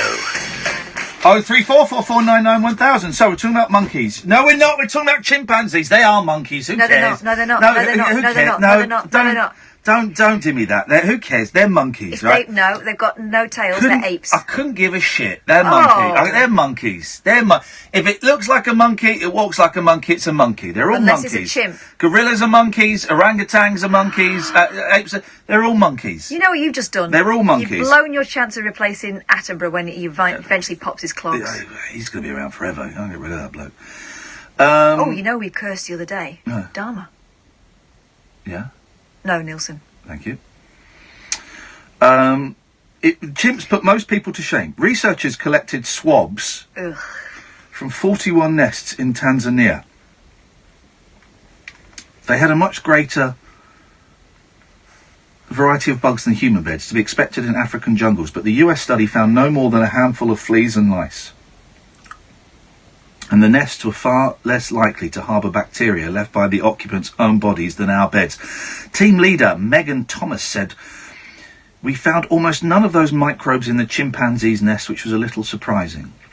About 35%, listen to this, you dirty, dirty human beings out there, about 35% of bacteria in human beds stem from our own bodies." And she added, "We wanted to know how this compares with our closest evolutionary relatives, the chimpanzees, which are monkeys, and they make their own beds daily." She never said that. Yeah, she did, actually. She said they all look like monkeys. But starting at the beginning, Yeah. he said they had loads more bugs in there. They've made some serious allowances for those guys. Ms. Thomas, a PhD student at North Carolina State University, added, "This work really highlights the role that scientists play in wasting everybody's flipping time." Stupid story. Boring, stupid story. And that's it. All the stories in the papers today are rubbish. Oh, you seen Anne Frank? Yeah, apparently she had a little filthy section. Dirty. No wonder she was hiding. Jokes. Oh, no. Jokes. Was it Harry Hill that did an Anne Frank joke? Did he? Who was it? There was a comedian in the 90s who did an Anne Frank joke. I thought it was Harry Hill. I'm trying to remember it. Not to shock anyone. I'm just trying to remember. And I think it was someone like Harry. It was someone you wouldn't expect it from.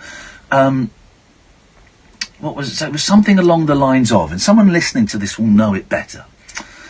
What was the one birthday present that Anne Frank's parents got her that they really regretted? A drum kit. And I remember that. Was it Harry Hill? I don't know. You never know with Harry Hill which way it's going to go. Someone did it. Anne Frank wrote 2 pages of dirty jokes and comments about sex in her diary, researchers have discovered. The Jewish teenager who hid from the Nazis, have you found out who did that joke? No. Oh. It's a really old joke, apparently. Oh. During World War II, covered the David pages... Mitchell. No, it's been done by someone else. That's not where I heard it from. The Jewish teenager who hid from the Nazis during World War II covered the pages with brown masking paper. Now the entries have been revealed for the first time using high-resolution photography. And then 13 wrote 4 rude jokes and candid views of sex, contraception and prostitution. It's amazing, isn't it, that things... when was that? 70 years ago? 80 years ago, come up to... that things that old can still reveal things. It's like they scan like famous artists' pictures, and there'll be a different picture underneath it they've done in pencil, then they've just painted over it with something else. It's amazing, isn't it? It's amazing. I think it's incredible they do that. Researcher Frank Van Vree said anyone who reads the passages that have now been discovered will be unable to suppress a smile. Well, I probably could. That sounds like a challenge. Yeah, probably. I could probably read it and go, oh, that's charming. Here we go. Here's how to do the royal wedding on... hang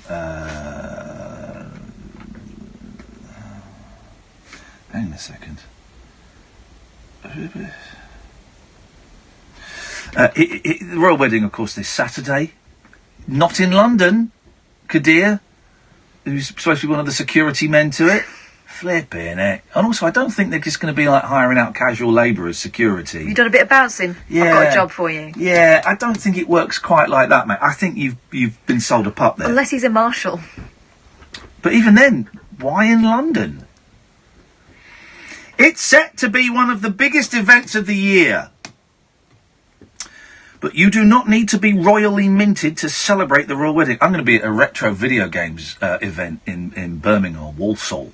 That's where I'm going to be on Saturday, talking about video games and playing video games.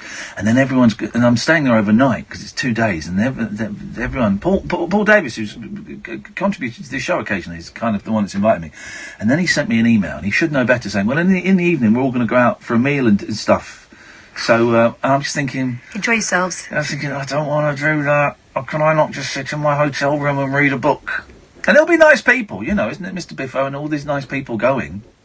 But I don't really want to. You don't do mingling, do you? I don't really want it. But maybe I should, but I don't want to. Well... Yes? Do you remember when I went on that hen do and you told me to lean in a bit? Yeah. Maybe go for a bit, Nah. knowing that you can leave whenever you want. I'm going to be spending all day with these people, playing old video games. Mm-hmm. I'm looking forward to it. It's going to be a good old day. But it'll be a good old weekend. I'm really looking forward to it. I'm thrilled. I don't have no idea what I'm going to talk about, but I'm going to talk. And that's going to be that. It's set to be one of the biggest events of the year, but you do not need to be royal minted to celebrate the royal wedding. Prince Harry and Meghan Markle will say their vows in Windsor Castle, St George's Chapel on Saturday. Here's how to have a house party fit for a prince on a pauper's budget. Oh. Nibbles. Straight away. Nibbles. Rather than do a sit-down meal, leave nibbles for guests to pick up when peckish. Guests? After all, the focus will be on TV. Iceland has a great selection of frozen party food that fits the bill from £1. I see what this is. It's not an advert for... no, it's not an advert. Let's see. No, it's not. No, it's not, because there's loads of things. So the royal price for nibbles is £286,000. Pauper price, £1. Cake. Harry and Meghan have chosen a lemon and elderflower cake to incorporate the bright flavours of spring, covered with buttercream and fresh flowers. Why not make your own lemon and elderflower cupcakes? There are plenty of recipes online. Or Morrison's is selling a lemon and elderflower cake. Royal price £50,000, pauper price £7. £7? £7? Someone else's wedding. Why are we spending money? Matthew, everybody that's dissing the royal wedding on YouTube, can you time them out, please? Bit of respect. Toby, bit of respect. Robert, bit of respect. Ross. Yeah, sure, why not? Why not? The thing you people there are failing to remember is that Harry and Meghan, well, Meghan's soon to be, but she is fit. She's fit, but also they're both better than you. Yeah, totally. Oh, totally. You're all scumbags. They're not. They're not hanging out on a YouTube channel with 135 other people. They'll be WhatsApping. Decorations. Poundland has you sorted for royal wedding decks. The store has bunting, flags and spoons with the couple's faces on. Oh, no, I didn't get any spoons. Not to mention life-size Harry and Meghan masks, all for £1. Or you can pick up your free Union Jack flag in this paper Friday. Royal price £130,000, pauper price £1. Drinks. Don't splash out on big brands for your royal wedding booze run. Pick up copycat labels at discount supermarkets. Aldi sells a budget version of Pimm's called Quims. No! For $5.99. Lidl also has a fantastic range of gins at bargain prices. Royal price for booze, £193,000. Pauper price, £6. Outfits. Work Meghan's all-American style in a stylish black shift dress. I've spotted plenty of similar designs in my charity shop. Blokes can copy... They've just given up on this one. I spotted loads in a charity shop. Blokes can copy Prince Harry's style in a button-down shirt and jeans. Also, no, rewind. If you're stopping in... Yeah. It's pyjamas all day, isn't it? No, I wore a tuxedo for the last royal wedding. Did you? Yeah, I did. I told you we had people around. I wore a tuxedo. I was totally into that. 0344 499 1000. This is the Late Night Alternative on Talk Radio.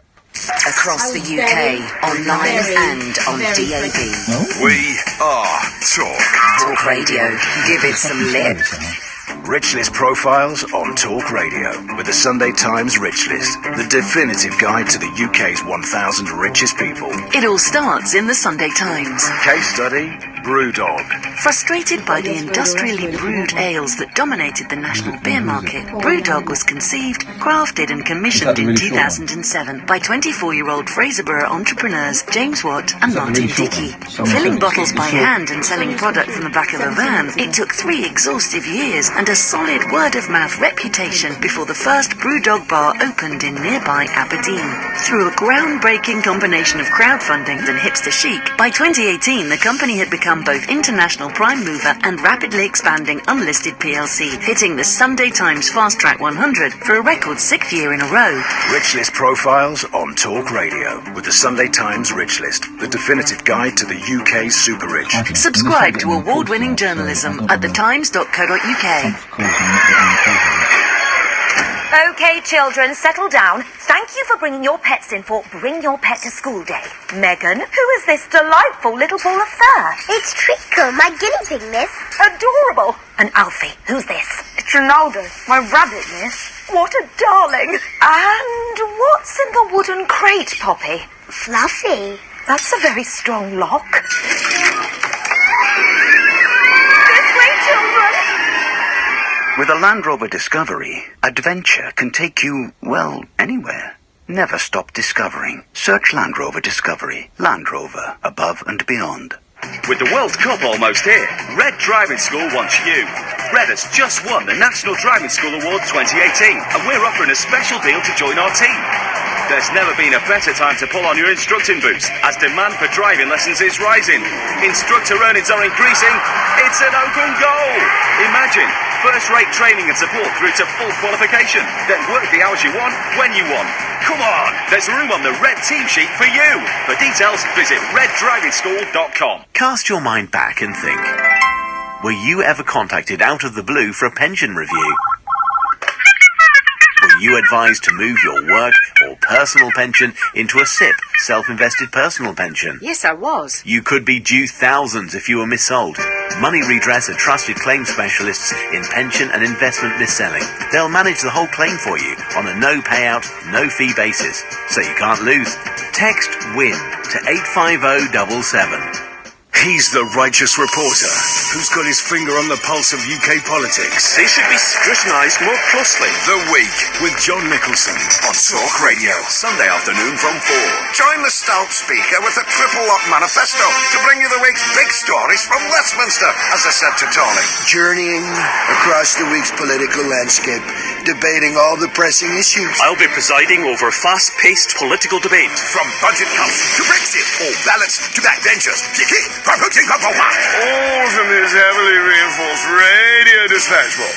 Read my lips. It's a 3-line whip to listen to The Week with John Nicholson. Toying the party line, Sunday afternoon from 4 on Talk Radio. Stimulating nightly emissions guaranteed to open your eyes and your mind. Oh my word. The Late Night Alternative with Iain Lee on Talk Radio. 03444991000. Good evening, Simon. Good evening. Good evening, Simon. I'm afraid I might be up for the award for the most boring call of the evening. Wow, we've had a guy talking about how he brushes his teeth, so you've really got to be going some to beat that. I think I'm probably going to be honest. Okay. Everywhere I look at the moment is, including on your advert breaks, is stuff about something about the 25th. And GPD compliance, blah, blah, data protection. Yes, everyone's been getting emails from every website they've ever signed up to in their life, yes, and sending them straight into the trash, yes. Right. What is it all about? Because, like, I run a taxi and I've been told I need to be GPD compliant and everything. What exactly is it I'm supposed to do? Does anybody know? Well, I don't know. Why are you asking us and not, I don't know, Google? Isn't it to do? It's an EU thing, isn't it? And isn't it to do with just like data protection and storing people's information that you get from emails and stuff? Yeah, but there doesn't seem to be any like your advert says to look at a particular website. Well, I've been to that website, Right. and it's about as informative as custard. Okay. It doesn't actually really tell you what you've got. You know, it doesn't say, you know, we're doing this and you've got to do that. So I thought, well, best person to ask, because if you don't know, then I'm sure someone listening does. Oh, hang on a minute. We've actually got someone on the line who might be able to help. Nigel. Oh, hello, Ian. Did you hear Simon's question there? I wasn't actually listening. So Simon, I was ask. getting my record player. Okay, Simon, could you ask Nigel? Maybe Nigel knows. Hi, Nigel. Fire away. Hello, Nigel. Hello. Nigel, do you know anything about this GPD compliance nonsense that's happening on the 25th that we've got to do? No, I know nothing about it at all. I'm sorry, I don't listen to the news very much. Okay, right, hang on a second. Right, hang on. Hang on, let's try this. Angela? Yes, love. Yes. Did you hear Simon's question? Just about, yes. Right, can you answer it? No, but do you want me to... What does it mean? Can you give me some more details? That was his question. For you. Eh? That was his question. Was his question? No, I don't know. No, I don't know. Okay. It looks like you're... If I were you, Simon... Yeah. I would do what I do in these situations. Yeah. I'd ignore it and hope it goes away. Well, I'm quite good at that. Yeah, that's the way forward. But isn't it funny that you've asked two random people now and they don't know either? Yeah. And two heavyweight intellectuals as well, Nigel and Angela. Meanwhile, I've read a couple of books and I found it on Wikipedia. There's a really lengthy entry explaining everything. I don't think I can handle a lengthy entry. Right. But maybe I'll give it a go. Thank you very much, Simon. There we go. More than man enough for that. Let's go to Angela. Good evening, Angela. Good evening, guys. Good evening, Good Angela. evening, Welcome. Ian and Catherine. Good evening, Angela. Good evening, Catherine. Good evening, Sam. Everybody. Good evening, everybody. Welcome to the show. I was ringing to know about the bed changing and stuff. Yes. Well, I do change it regular because of my skin, because I've got a bit of, I did have a bit of scarlet fever. Oh. Around my side. And the cream I use, it makes most of the bed, don't it? You've cleaned what? Your ears? No, it's my skin. I've got cream especially for my skin. You know, special cream. I do know special cream, yes. Yeah, it's for my skin. I had a bit of scarlet fever. Oh. Yeah. And, yes. Yeah. Okay, and so your bed is a pit?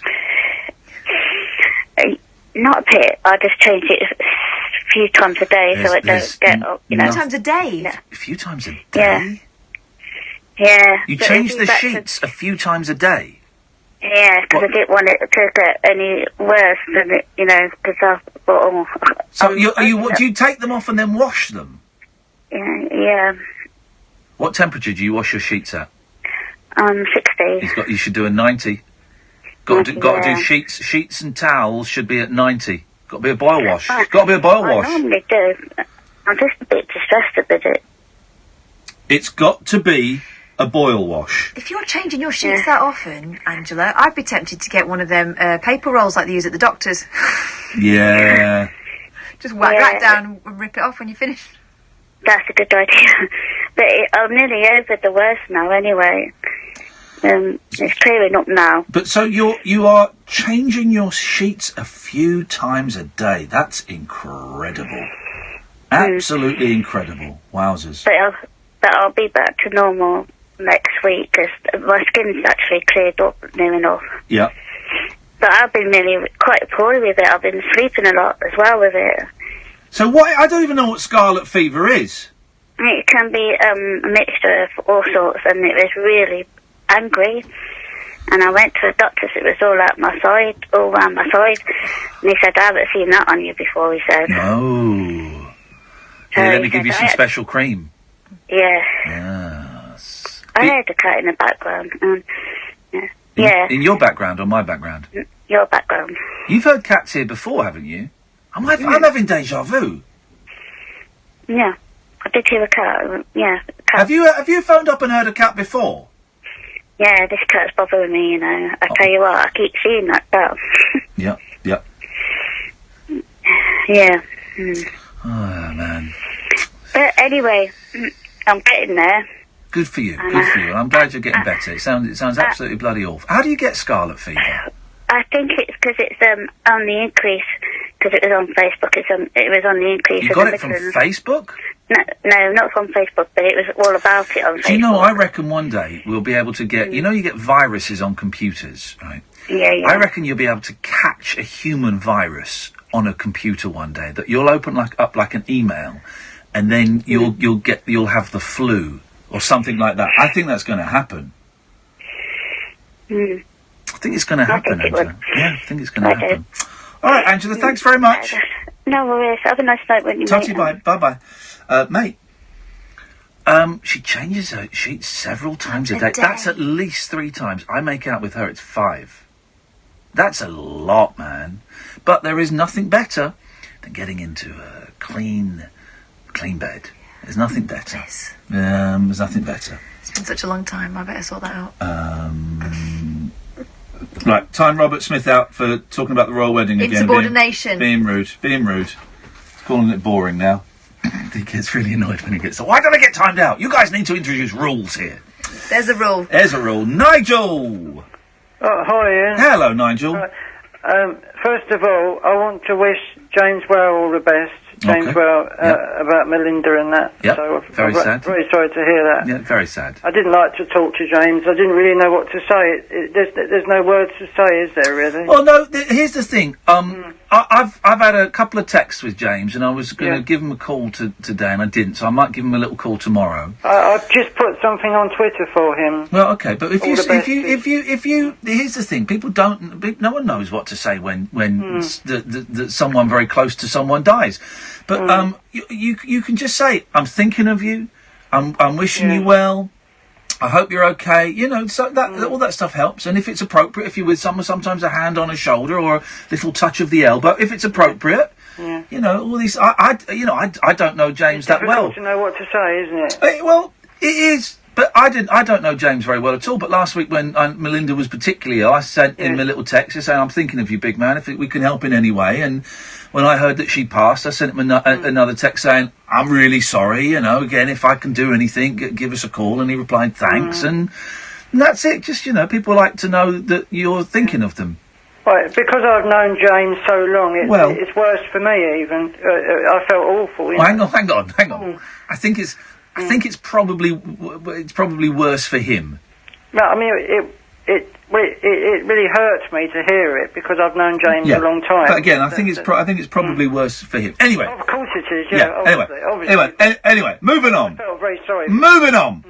Yeah, are you looking forward to the royal wedding? I'm working on the day of the royal wedding. Yes, and are you a big fan of the royals?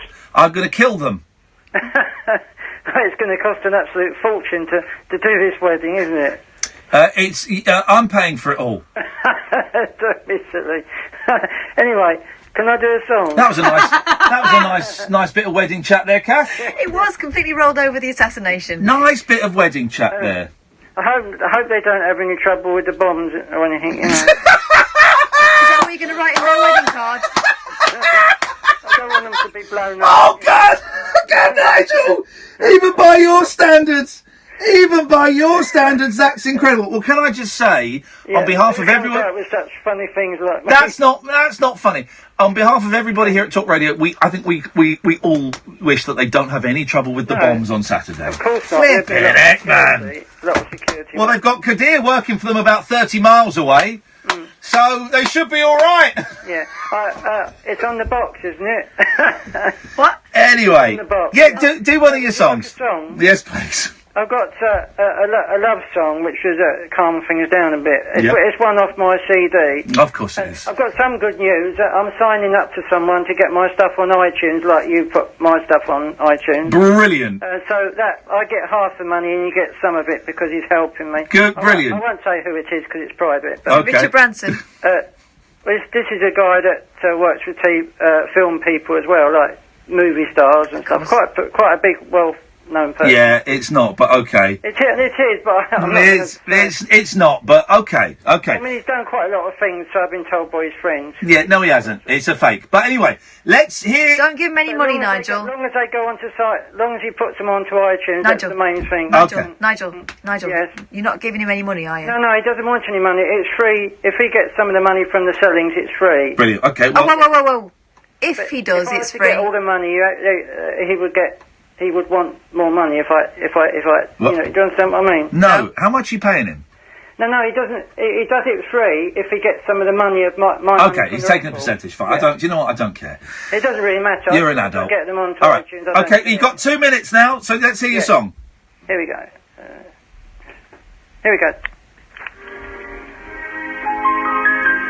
Good luck with the bombs and all that. Love, Nigel. It's not for me to say you love me.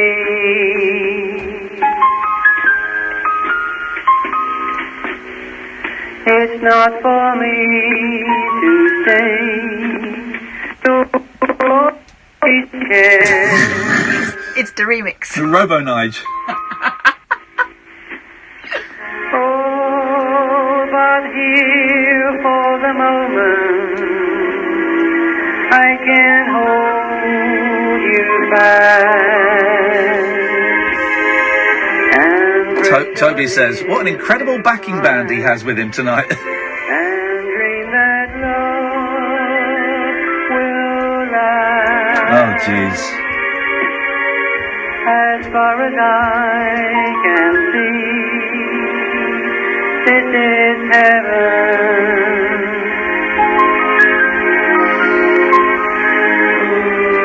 And speaking just for me, it's ours to share. Perhaps the glow of love will grow with every passing day. Or we may never meet again, but yet it's not for me to say. Oh, God, I want to die. S-word. It's not for me to say. Thank you.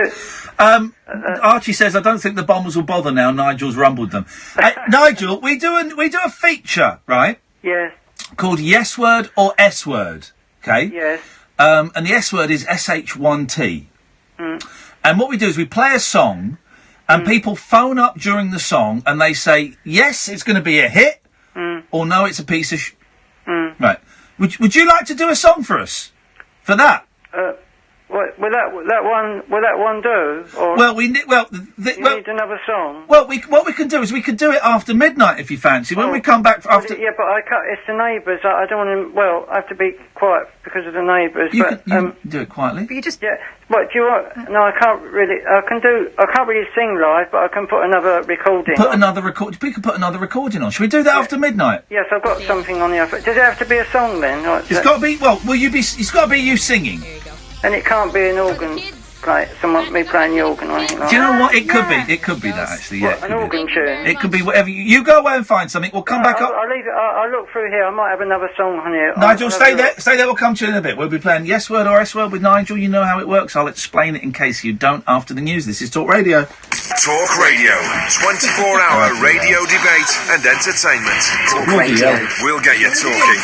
Brighten up your mornings and take a brilliant break with Mike Graham on Talk Radio with the Sun Holiday Shop. Great value breaks all year round. Listen to Talk Radio every weekday morning from 10 for 3 hours packed full of fabulous features, great value guests and quick-fire calls on all of the day's top talking points. Don't miss Mike Graham every weekday morning from 10 on Talk Radio with the Sun Holiday Shop. Great value breaks all year round. Go to thesun.co.uk/holiday shop. Upgrade to a Peugeot professional van with aircon, Bluetooth and rear parking sensors all fitted as standard. Plus, there's never been a better time to do it. I'll have a With bed 0% when we come out, please, APR Sam. available over 2 years, including nil deposit on selected models during the Peugeot May Van event. Get down to your local Peugeot dealer to find out more. Peugeot Motor Company is a credit broker and not a lender. We will introduce you to PSA Finance UK Limited. Terms, conditions and eligibility criteria apply. Keeping your four wheels fresh when you've got a four-legged friend can be a hairy business. Until now. Power Out Pet Mess Kit is the brilliant new product from Turtle Wax that keeps canine carrying cars clean. Whether you take your Vizsla in a van, your hound in a hatchback, or your black lab in a black cab, Power Out Pet Mess Kit is the simple way to remove the unwanted hairs and odours pet passengers leave behind. Turtle Wax Power Out Pet Mess Kit. Trusted innovation inside and out. Buy today from Halfords to get 20% off. Even if you only employ one person, you have to provide a workplace pension. It's the law. Get to know your responsibilities with help from the Pensions Regulator. Visit workplacepensions.gov.uk. Ocean credit card. If you're looking for credit, go to askocean.co.uk and see in seconds if you'll be accepted for an Ocean credit card before you apply.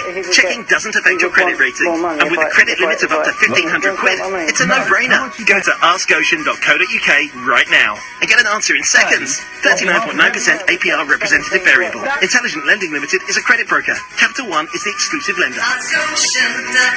Yeah, are you looking forward to the royal wedding? I'm working on the day. Could you tell me more about this kitchen? Sure, it was conceived by Clive, a designer, brought into the world and assembled by Kate Stefan.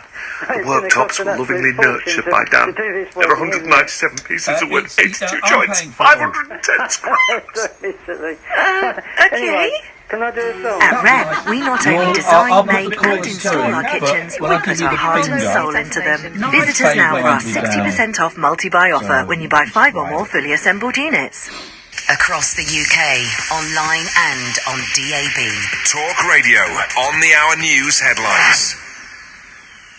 Good morning, I'm James Nish. Donald Trump standing firm and wanting North Korea to get rid of its nuclear weapons. That's despite the secretive state's leader threatening to cancel a meeting with the US president next month. But Mr. Trump's told reporters he's had nothing from Pyongyang about cancelling. We haven't seen anything. We haven't heard anything.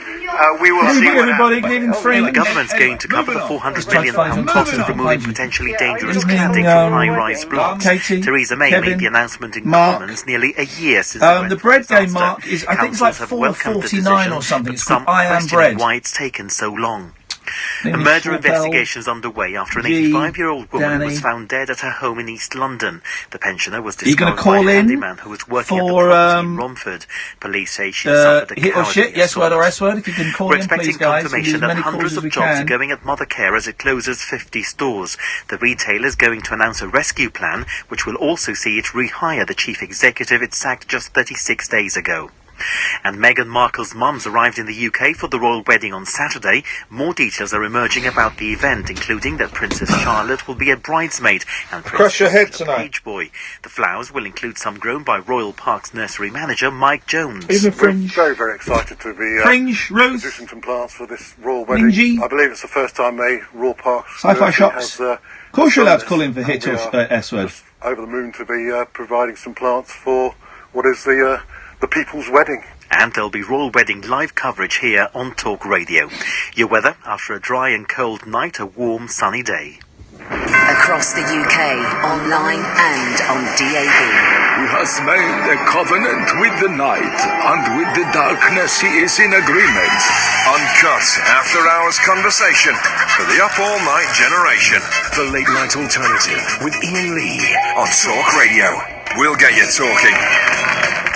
0344 499 1000 is the telephone number. It's midnight and it's a feature. After 15 years of working on radio, I've finally come for a feature that I'm happy to do more than once. Moving on. Yes word or S word. And normally people send us in songs that they've recorded themselves, little demos or full-blown things, full-blown productions, and we play it on the radio, and you, dear listener, get to decide whether it is the yes word, as in yes, I think it's good, or the S word, as in I think it's a piece of SH1T. You phone in while the song is playing, and we take the calls straight to air. So, get dialing, get ready. 0344 499 1000. Tonight's entrant is Nigel from Maidstone. Good evening, Nigel. Hi, Ian. Is anyone else doing it as well? But no, we only do one song a night. Oh, I see. So we've had other. If you I know you. Somebody else might do tomorrow night. That's correct. Yes. Okay. So I'll have to tune in on the laptop. You won't. Tell us a little bit about yourself, Nigel. For those who've never heard you before, tell us a little bit about your musical tastes and your background. Well, I've been singing a long time, probably since I was 11. Yeah. And so it's quite a long time to be singing. Must say about 40 years. 40 years. So I sing sort of a bit of everything. I like pop, jazz, a bit. I sing anything really, classical. But I was mainly a drummer years ago, professional drummer. And what? But I did used to sing and play the drums at the same time, which is quite handy. Okay. Yeah. And what is the piece you're going to play for us this evening? The song I'm going to sing tonight, Matthew, is... No, I like that. Yes. Tonight, Stars in Your Eyes is going to be Misty. Okay. Well, let's take it away, Nigel. Yeah, this is Misty. I hope you enjoy it, everybody. We'll find out. 0344 499 1000. Call in while Nigel's playing this. The S word or the S word.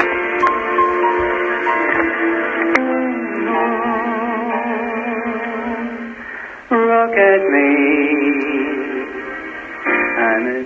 Simon, is this the S word or the S word? Well, I must say, it's the S wordest thing I've ever heard. Okay, thank you very much indeed. I can understand. I get misty. Just holding your hand. Line 3, is this the S word or the S word? Oh, Ian, it's beautiful. I think it's beautiful. Yes. Oh, thank you. 0344 499 1000. Or it might be the sound. Line 4, yes word or S word? Yes, it's his best ever. Thank you very much indeed, caller. I get misty the moment you're near. Line 5, yes word or S word? Yes word. Are you sure? Yeah. Do you like it? Oh, I love him. There we go. All right, let's go to line 5. 5, S word or yes word? Oh, I'm getting very misty listening to this. It's yes word. Where are you getting misty, madam? Around my private areas.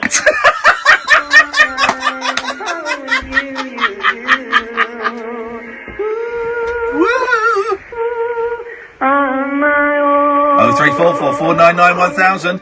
Line 6, yes word or S word? Yes word, I love it. Oh, wow, okay. Never knowing my right foot from my left. Line 7, yes word or S word? Wow, there's no need for that kind of language.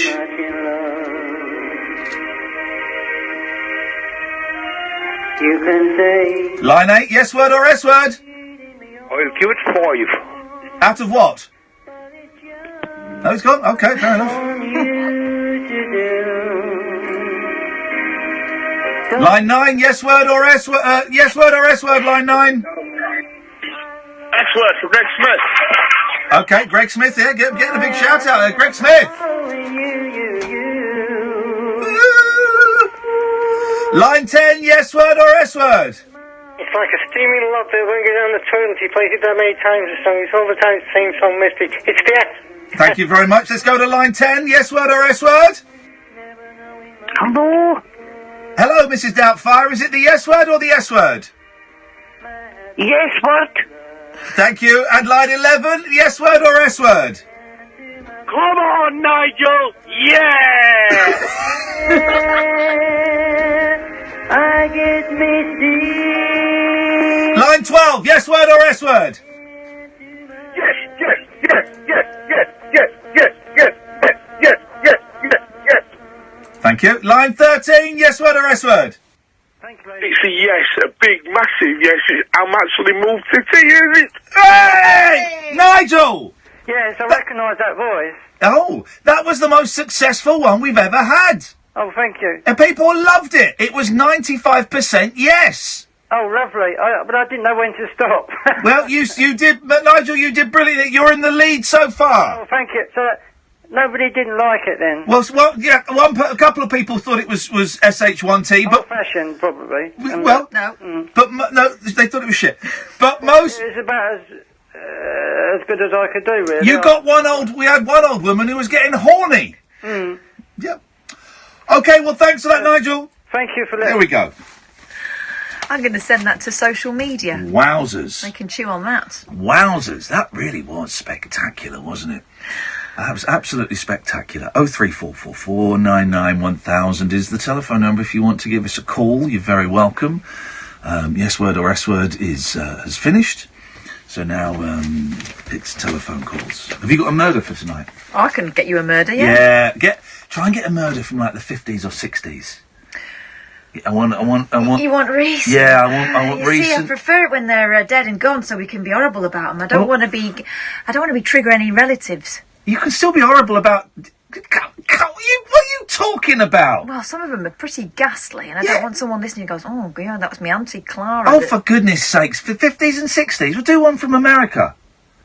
All right, fair enough. There we go. Do a good old-fashioned serial killer from the United States of America, or a sexual criminal. Something, you know. Come on, Kath. Let's go to. Have you got your phone? What? No, it never. I've taken the buzzer off it. No. It did the electronic buzzer, not the buzzer on there. It never. The phone signal buzz went. Did you hear it, Sam? The phone. You just said say yes. I didn't. Yes, you did. I heard that. I'll get stuffed. Good evening, Katie. Hi guys, how you doing? Yeah, very, very well, Katie. Very well indeed. I'm buoyed up by the success of Nigel there. You know what? It's a great show tonight. Nigel is a superstar. I love him. And it's like the oldie worldy songs. You know, I want to team up with him. Well, if you love him so much, why don't you go and marry him? In fact, we'll pass on your phone number. Yeah, that's what we'll do. We need to team up together and do a song together. He is a superstar. Are you a bit of a warbler then, Katie? Yeah, I am. Yeah, mate. We got to get you and Nigel singing together, and maybe. Can you be my hero and sort that out? Yeah, and maybe I'm just thinking to help promote your career, old school Hollywood style. You should get married to him. I think so.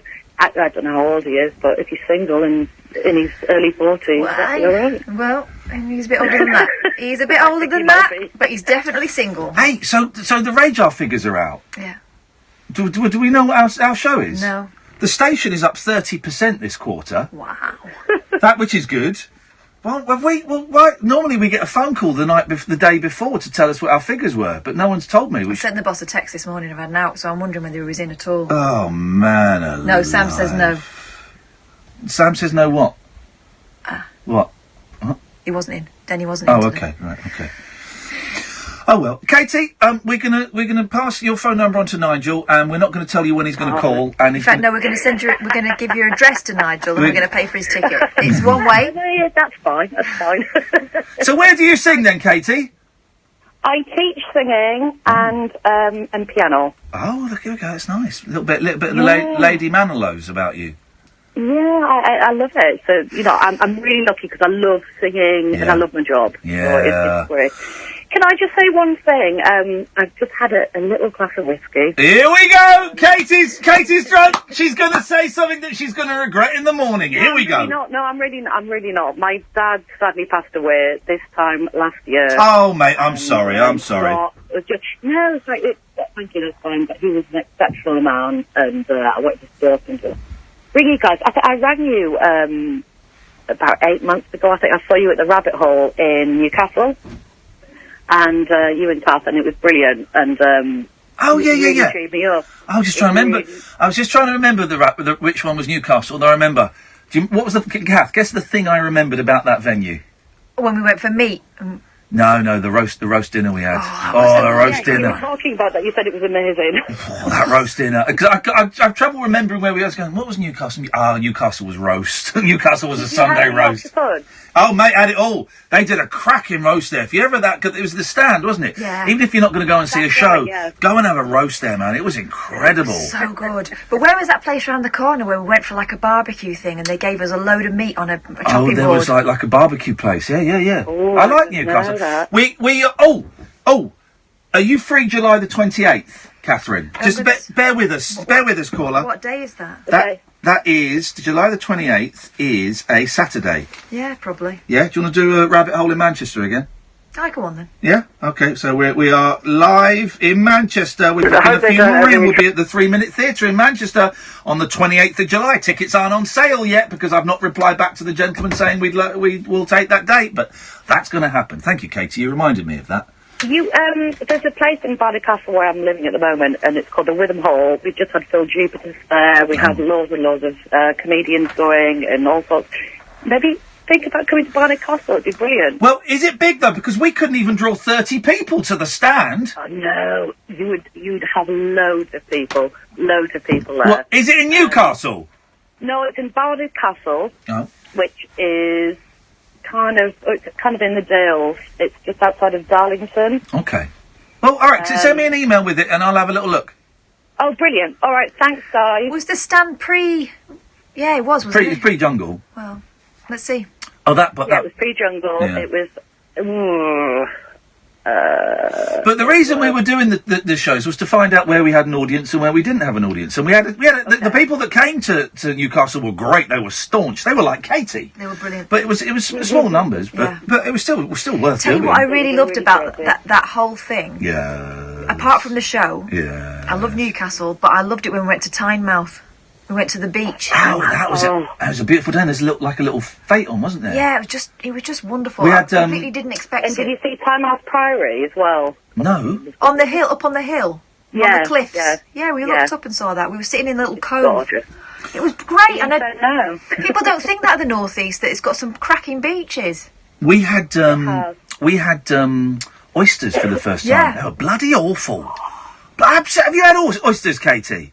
I had one once and I felt a bit sick. Yeah, it's like... They weren't awful, but all you got was the seasoning and the sauce. Oh, no, it was disgusting. Slimy and fishy and... I didn't get a boner or anything. Oh, God.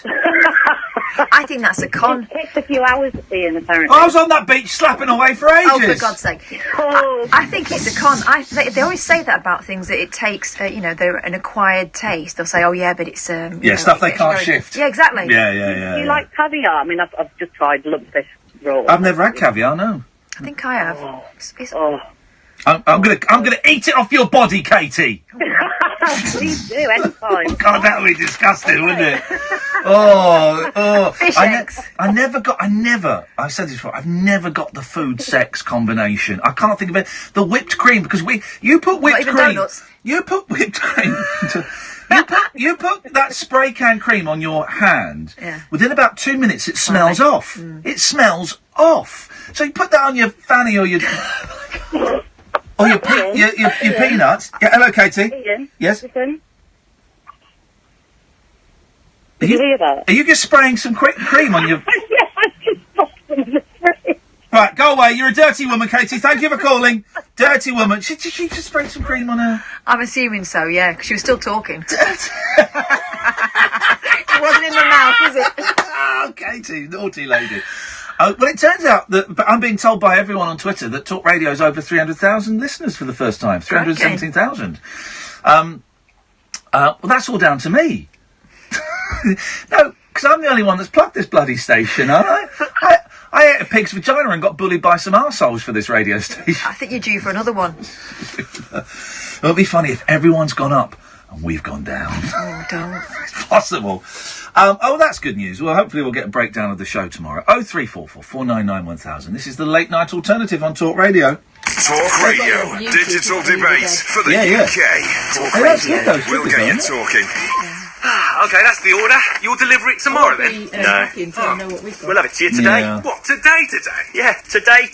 Wow! Will it be, like, flown in by Vulcan, dropped off by chopper, sped over by speedboat? No, we'll just bring it in the delivery van like normal. With free same-day delivery when you order before 9:30am, you'll be happy talking to Dulux Decorator Centre. Visit duluxdecoratorcentre.co.uk or your local store. Dulux Decorator Centre. Centred on you. Free next-day delivery subject to minimum spend for non-account holders. Ocean credit card. If you're looking for credit, go to askocean.co.uk and see in seconds if you'll be accepted for an Ocean credit card before you apply. Checking doesn't affect your credit rating, and with a credit limit of up to £1,500, it's a no-brainer. Go to askocean.co.uk right now and get an answer in seconds. 39.9% APR representative variable. Intelligent Lending Limited is a credit broker. Capital One is the exclusive lender. But he's doing it all. That's where I'm going to be on Saturday. Tyres, but you're short on time, then why not try Quick Fit's mobile tyre fitting service? Whether you're at home or work, we'll come to you. Just choose your tyres online, book an appointment that suits you, and drive away happy. Go to quickfit.com/mobile for details. Hello, can I help? Could you tell me more about this kitchen? Sure. It was conceived by Clive, our designer, brought into the world and assembled by Kate and Stefan. The worktops were lovingly nurtured by Dan. There are 197 pieces of wood, 82 joints, 510 screws. Okay. At Wren, we not only design, make and install our kitchens, we put our heart and soul into them. Visit us now for our 60% off multi-buy offer when you buy 5 or more fully assembled units. Find your perfect pre-owned vehicle with a Mitsubishi approved used range. They come with a guaranteed service history, 2-year warranty, roadside assistance, free annual health check and a 30-day exchange plan. Plus, from the 18th to 27th of May, your local Mitsubishi dealer will be offering a £500 deposit contribution. Visit Mitsubishi-cars.co.uk. £500 deposit contribution with 9.9% APR, Shogun Finance Limited. Offer available between the 18th and 27th of May 2018 at participating retailers only. Credit subject to status. 18 plus UK residents. Idiot. No rules nocturnal nattering for nightbirds, nurses, and Nosferatu. Ah, right, cool. The Late Night Alternative with Iain Lee on Talk Radio. 03444991000. Yes, we are taking the rabbit hole to the 3-Minute Theatre in Manchester on July the 28th. It's a Saturday. But tickets aren't on sale yet, so just chill your horses. Is that a thing? Good evening, Jerry. I can catering back usually costs you £2 a minute for that sort of stuff. Oh, there you go. Save me a fortune, save a fortune. They save an absolute bloody fortune. Yeah, I can't see it, and I'll just tell you what, Santa's pretty good. Say that again. You're speaking very fast tonight, man. I'm good, I'm feeling really good tonight. Good, there you go. It sounds like you're speeding your nuts off. I am. No, Katie's not here. Oh, okay. Sorry. No. I do get a song in. I do write a song in. Cater to you. How do you write a song then? That's all, yes. I want to put a song in. Well, you got email it to me. Email it to you? Yeah. Your address will talk radio. Oh, God, to my address? Okay, I'll do that to you tomorrow. I'm looking forward to it already, Jerry. Oh, well, you're about murder sport. We go, Kath, after 12:30, Kath's going to give us a really gruesome murder.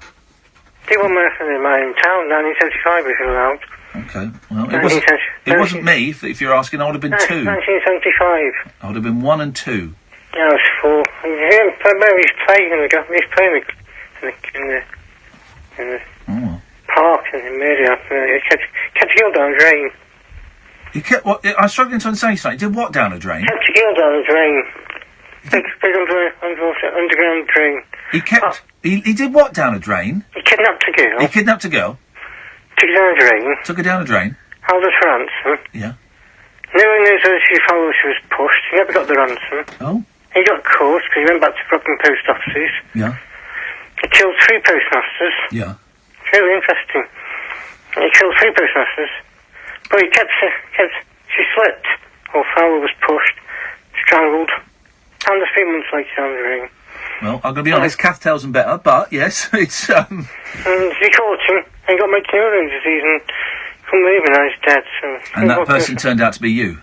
No, it wasn't me. No, it wasn't you, Jerry. Okay. I'm a nice guy.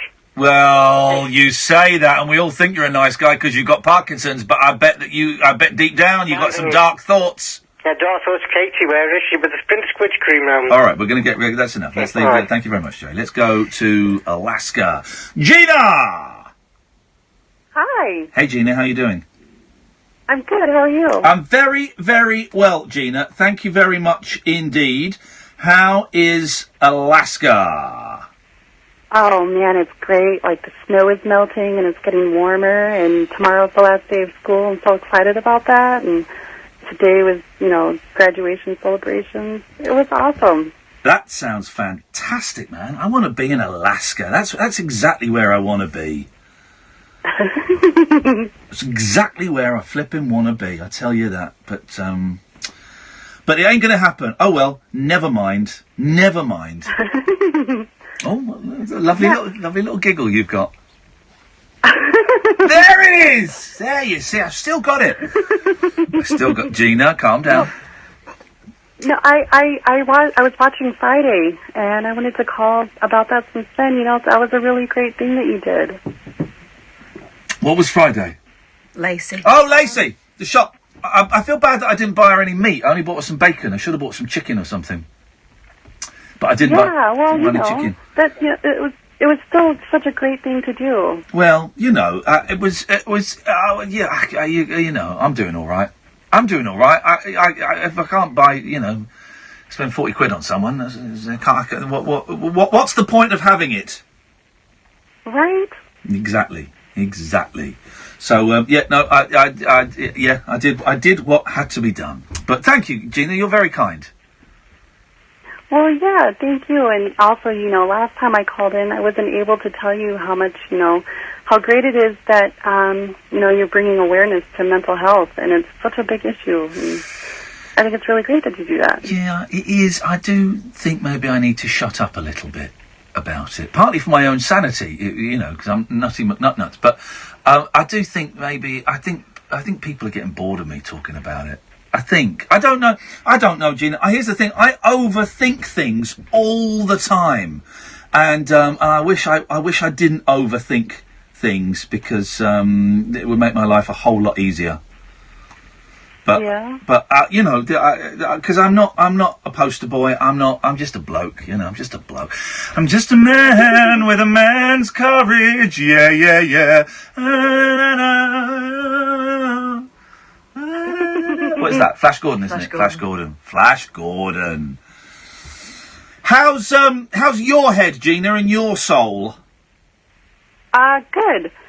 Everything's been going good lately, so it's good. Well, that's all we can ask for, isn't it? That's it. That's all we can ask for. Yeah. Keep plodding along. Man, we got to go to Alaska one day, Kath. I'd love to go to Alaska. So would I. I'd be outnumbered, won't I? By what? Was that an 80s thing? What? Well, it used to be that... I used to watch Northern Exposure. Didn't they have, loads more blokes than women? Wasn't that a thing? If you wanted a big burly Alaskan type, you had the pick of the lot, because there was no birds. Maybe in that case I don't particularly want to go to Alaska then. I think it's opposite now. Oh, is it? That's because everyone moved there. I think it is now. Oh. Never mind, you're on your own then. Well, Gina, we'll be over in a few months. So put the kettle on. Oh, right on. Thank you, Gina. Bye. Take care. Bye. Thanks a lot. I like her. Oh, if only we could go. Isn't it? I keep saying this. I do find it amazing that we've got listeners and callers, in places like Alaska. That's incredible. New York City. I think it's incredible. 0344 499 1000 is the telephone number. Another 30 minutes of this show, where I believe we've got the highest audience figures we've ever had. I don't actually know what the breakdown is, but I know the station is over 300,000 for the first time ever. So that's something. Well done, Denny. Well done. I'm going to say it. Well done, Julia. It's no mean feat. The breakfast show is a big thing. Well done, Mike Graham and everybody else, and Jamie and George and all those people. That's nice. It means we're all a little bit more secure than perhaps we were 20 minutes ago. When we come back, murder! Across the UK, online and on DAB. Murder! Incredible new sound of Talk Radio. The No Nonsense Breakfast with Julia Hartley-Brewer. The biggest breaking news stories, headline-grabbing guests, and razor-sharp opinion. Join me, Julia Hartley-Brewer, when I'll be turning up the heat every morning from 6:30. Oh, hey! Straight-talking debate, Boiling! political guests, and fearless waking up the nation with a brand new breakfast conversation. The No Nonsense Breakfast with Julia Hartley-Brewer. This morning from 6:30 on Talk Radio. A star-crossed soapbox for sailor boys, stable girls, I'm on the end. and stripper grands. It depends who you're with and it depends on the situation. Late night speech radio with a difference. Thank you. The Late Night Alternative with Iain Lee on Talk Radio. 12:30, the Late Night Alternative. Iain Lee at Iain Lee. Catherine Boyle at Flippin' Kath. Flippin' with no G, Kath with a K. Do come and follow us on Twitter for, primarily angst and self-loathing from me, and retweets of funny videos from Catherine. That's pretty much. That's what happens. Pretty much what's going on. The yin and the yang. So now it's time for Kath's horny murders. They're not. Oh, this is horrible. Oh, go on. Okay. Let's try and find. Right. Let's. Whoa! What happened there? God, I had a heart attack. I think that was playing a little bit of that. Right. Okay. Let's get some really spooky music. Here we go. I am Broken Britain. Okay. Hang on. I'd like to voice you, please. Right. Hang on. Good morning, sir. Okay. Iain Lee, you're an idiot. Okay. That's funny. The ninjas are deadly and silent. No. I'm just going to find a thing. No. No, that's the wrong answer. Okay. Yeah. Hang on a minute. This might work. Hang on.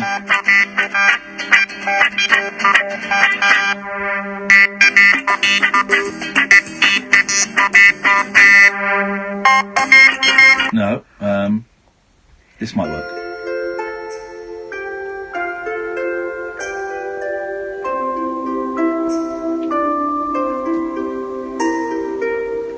Here you go, this will work. There you go. This is great. To everyone around him, Dean Call seemed like an ordinary person. He enjoyed spending time at the small candy factory his mother owned in an affluent neighbourhood of Houston. That means sweets in American. He got along with many of the boys who came by just to see the candy come off the assembly line. Sweet come off the assembly line. So childish, Catherine. You're so childish. This is serious. He served in the army during the Vietnam War, and he never had a criminal record. Neighbours described him as a quiet, well-mannered, groomed, pleasant, considerate, and always smiling. He just seemed like such a nice guy. But the smile behind... The what? The spile. Stop it. The spile. Behind the smile, however, Dean Call had a deadly secret. Okay. Between December 13th, 1970 and July 25, 1973, a total of 28 boys ranging in age from 13 to 20 disappeared from the Heights neighbourhood, 5 miles west of downtown Houston. This is a bit ripe, Catherine. They were all tortured and killed by Dean Call. At the time, he was the most prolific serial killer in American history. Authorities never ascertained a clear motive, and the more you dig into Dean Call's story, the more horrid it becomes. First, he recruited 2 teenagers as accomplices. One was 17-year-old Wayne Henley, and the other was 18-year-old David Brooks. They knew many of Call's victims personally. A few of the dead boys were their friends. Ultimately, without the confessions of these accomplices, no one would have ever known what happened to the lost boys of Houston Heights. The accomplices, however, revealed it all, including Call's disturbing methods. The trio used Call's Plymouth GTX muscle car or his white van to lure their victims one by one over the span of 2.5 years. Call used candy, alcohol, or the promise of going to a party to get each teenager inside. Anyone who got in the van would never come back. Call and his accomplices would take the boys to his apartment or house where they bound and gagged each victim. Then Call forced them to write postcards or notes home to their families to say they were okay. This is a bit ripe, this one. This is a bit ripe. One victim, Mark Scott, was a friend of the 2 teenage accomplices. He was 17, and he disappeared on the evening of April the 20th, 1972. He was never seen alive again. Parents reported him missing after frantically calling classmates, friends and neighbours to see if they knew anything. A couple of days later, the Scott family received a postcard saying Mark had found a job in Austin that paid $3 per hour. The Scotts did not believe that their boy would suddenly leave town without saying goodbye, and they knew something was terribly wrong. It wasn't until a year later that they heard the truth. Oh, God. We don't need the details. Don't need the details. This is already... Cole got away with it for so long, in part because no one suspected him. He moved frequently, often every 2 weeks, and he kept mostly to himself. The murders only stopped because Henley, one of the accomplices, had finally had enough. The young man grabbed Cole's gun, screamed he couldn't kill any more of his friends, and blasted Cole in the head at his rental home in the Houston suburb of Pasadena. It was the same gun that Cole had been using to kill his victims. Henley and his fellow accomplice Brooks confessed shortly afterwards. Detectives then learned that Cole rented a boat storage shed in another part of Houston. Investigators found 17 victims buried there. Another 6 bodies were in the Bolivar Peninsula, where 4 victims were buried in a woodland area at Lake Sam Rayburn. Police didn't identify the 28th victim until 1983. Wow.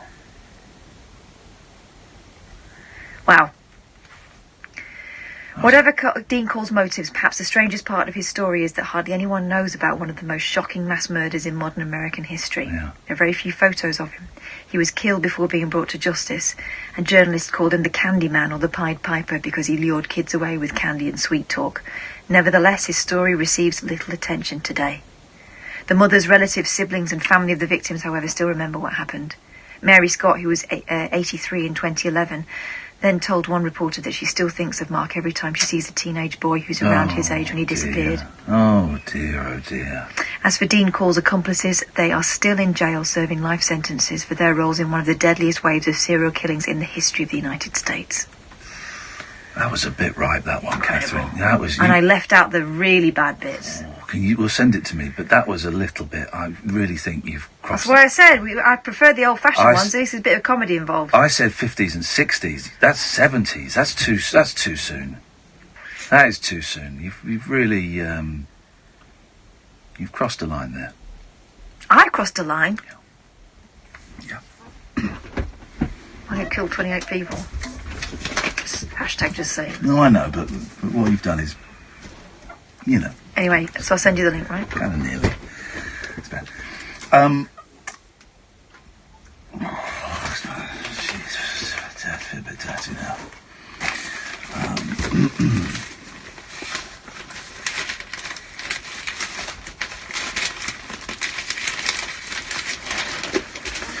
Ronnie Barker's handwritten 4-candle script is set to go for at least £40,000 at auction. She's even thinking about 4 candles. She's in hysterics. The classic scene, aired by the BBC in 1976 and about 1 million times since, is one of the most frustratingly annoying, stupid sketches in British comedy. It features Barker trying to buy garden fork handles from Ronnie Corbett, who mishears him. It is considered one of the greatest British TV sketches of all time. I don't think it's that funny. No. But maybe it's because we've seen it too much. No.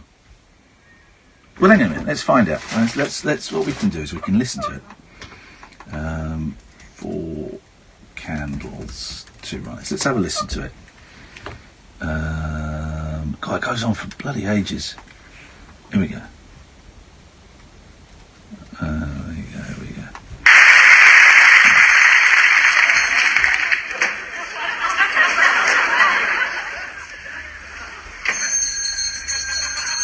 Four candles.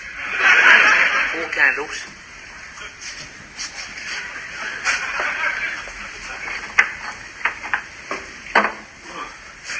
Here you are. 4 candles. No, 4 candles. Well, there you are, 4 candles. No, 4 candles. Handles for forks. I know why it's not funny. Because you can't just buy fork handles, can you? Can you? You can't just buy... You can't just buy handles for forks. That's what's always struck me with it. There's no such thing, is there?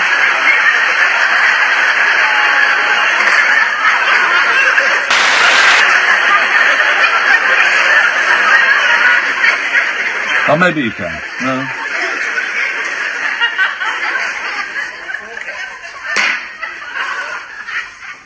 Got any plugs? Plugs? Yeah. What kind of plugs? A rubber one, bathroom.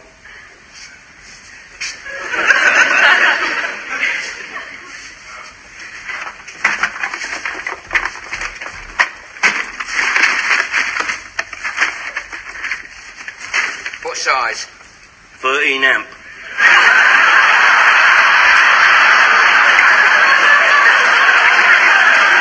Right, well, you wouldn't get a rubber. It wouldn't be rubber. It wouldn't be rubber. Why are you spoiling it? Electric plug, electric bathroom plugs, you call them. Trade, electric bathroom. Yeah, it don't work. Someone should tell them. Oh, hang on.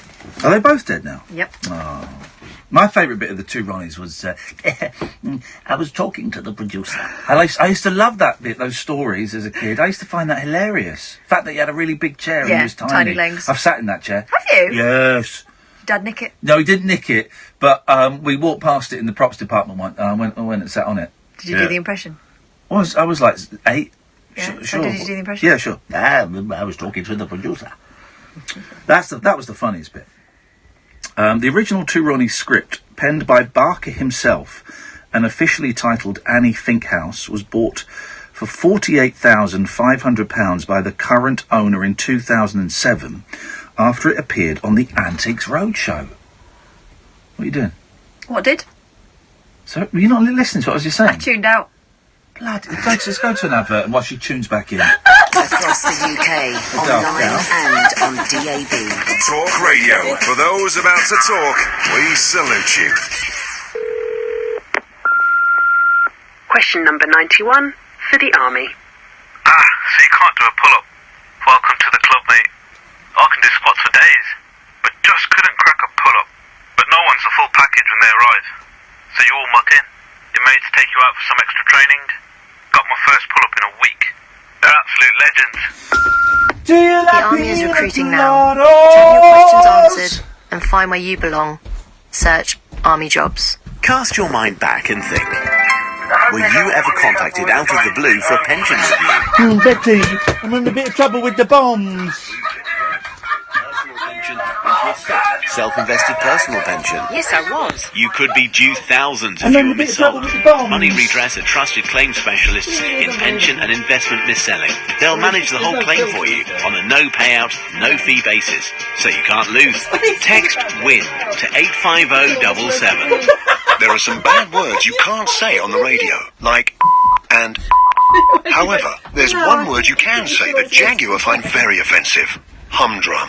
From its eye-catching aerodynamic design to that unmistakable Jaguar roar, the Jaguar XE is anything but humdrum. Starting from just £289 per month on Jaguar personal contract hire. Only £289? That's great. Find your nearest retailer at jaguar.co.uk. Jaguar, the art of performance. Initial rental £3,446. 24-month term. Subject to status. 10,000 miles per annum. Mileage and return conditions apply. Offer ends 30th of June. Available at participating retailers only. Visit jaguar.co.uk. Ready for the big games this summer? Got a ticket to Russia booked?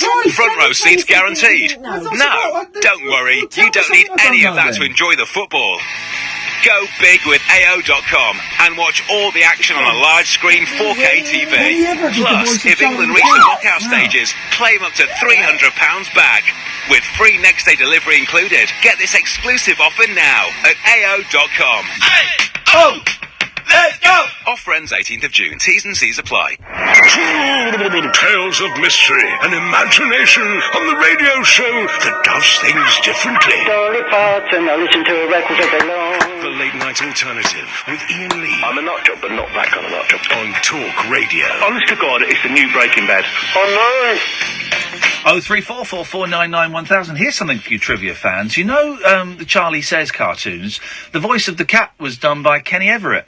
It was Kenny Everett. For all you trivia fans out there. Just like to keep people informed. Catherine, you alright? God, I hate you. So it's bought for £48,500. What was? The sketch! Oh, right, okay. Flipping it, woman. Well, you do a lot of detours. By the current owner in 2007 after it appeared on the Antiques Roadshow. Andrew Stowe of East Bristol Auction said, "When it first came into us, I was shaking with delight. It's a That's huge..." not Bristol. No, but he moved there. Oh. "It is a huge part of the British psyche, a holy grail for collectors." Barker, who was very shy, often donated items to local charity auctions, and it's presumed this is how it came to be in public hands. He often used a pseudonym when writing. For Annie Finkhouse, he used Gerald Wiley, his best known. Pen names meant bosses could make more balanced decisions when selecting scripts, unaware they'd been written by one half of Britain's most famous comedy act.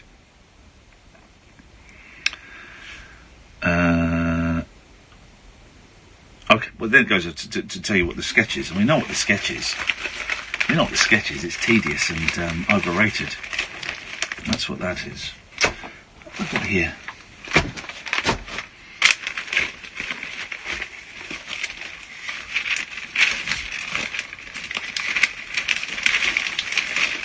Why is Sam standing up? I don't know, he's going to get a smack after this. Good. And then can I have a go? A Lynx advert featuring a song which appears to include the lyrics "Suck My Balls" What? has been slammed online. This is the new, is it saying Yanni or Laurel? Is the advert saying "Suck My Balls" or not?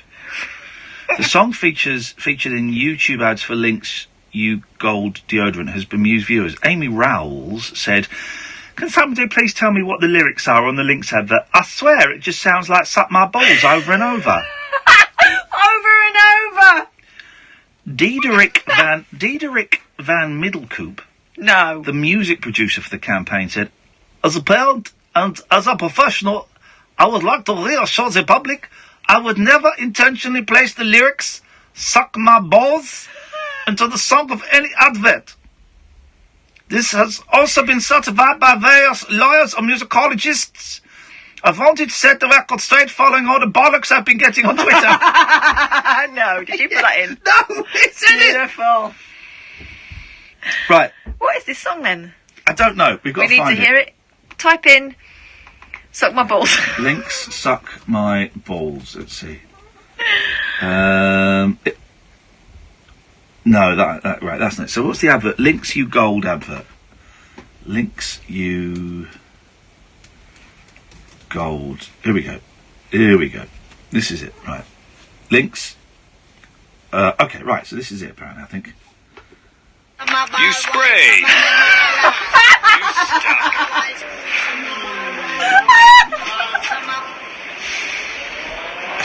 You gold. Smell fresh all day with new Lynx Gold Body Spray. That is definitely "suck my balls." Try another one. You spray. You trip. Suck my balls.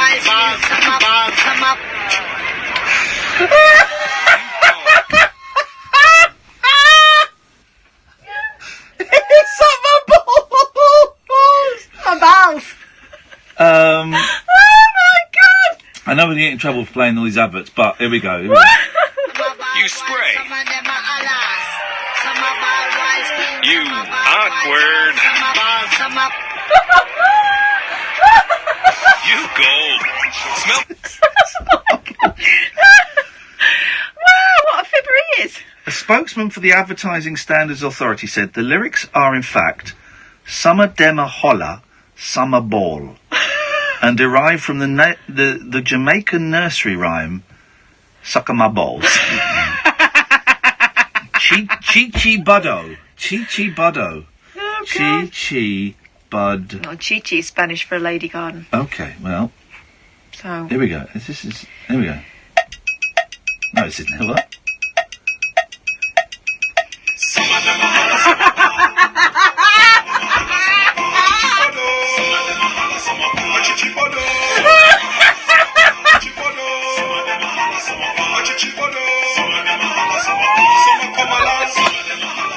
Now, are you hearing Yanni or Laurel? Suck my white balls! Did he just say suck my white balls? And then Itchy Bono. Suck my blue foot?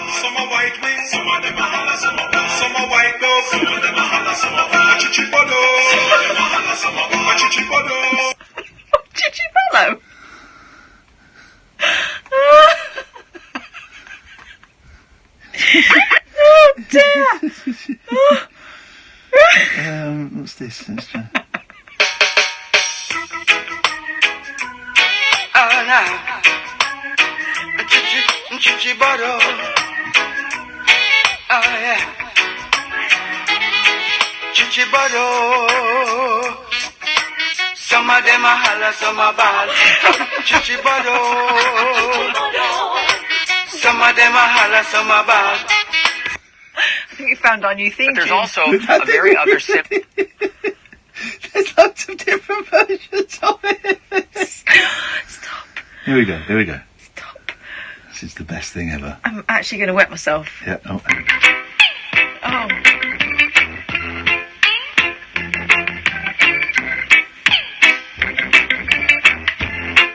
Chichibado. Some of them a holla, some a ball.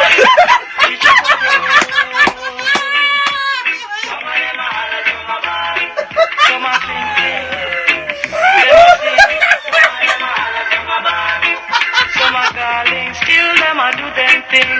Some of them a holla, some a ball.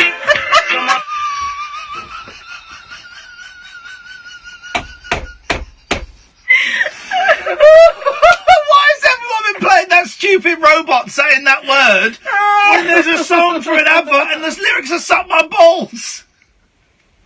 Amy Rouse is right.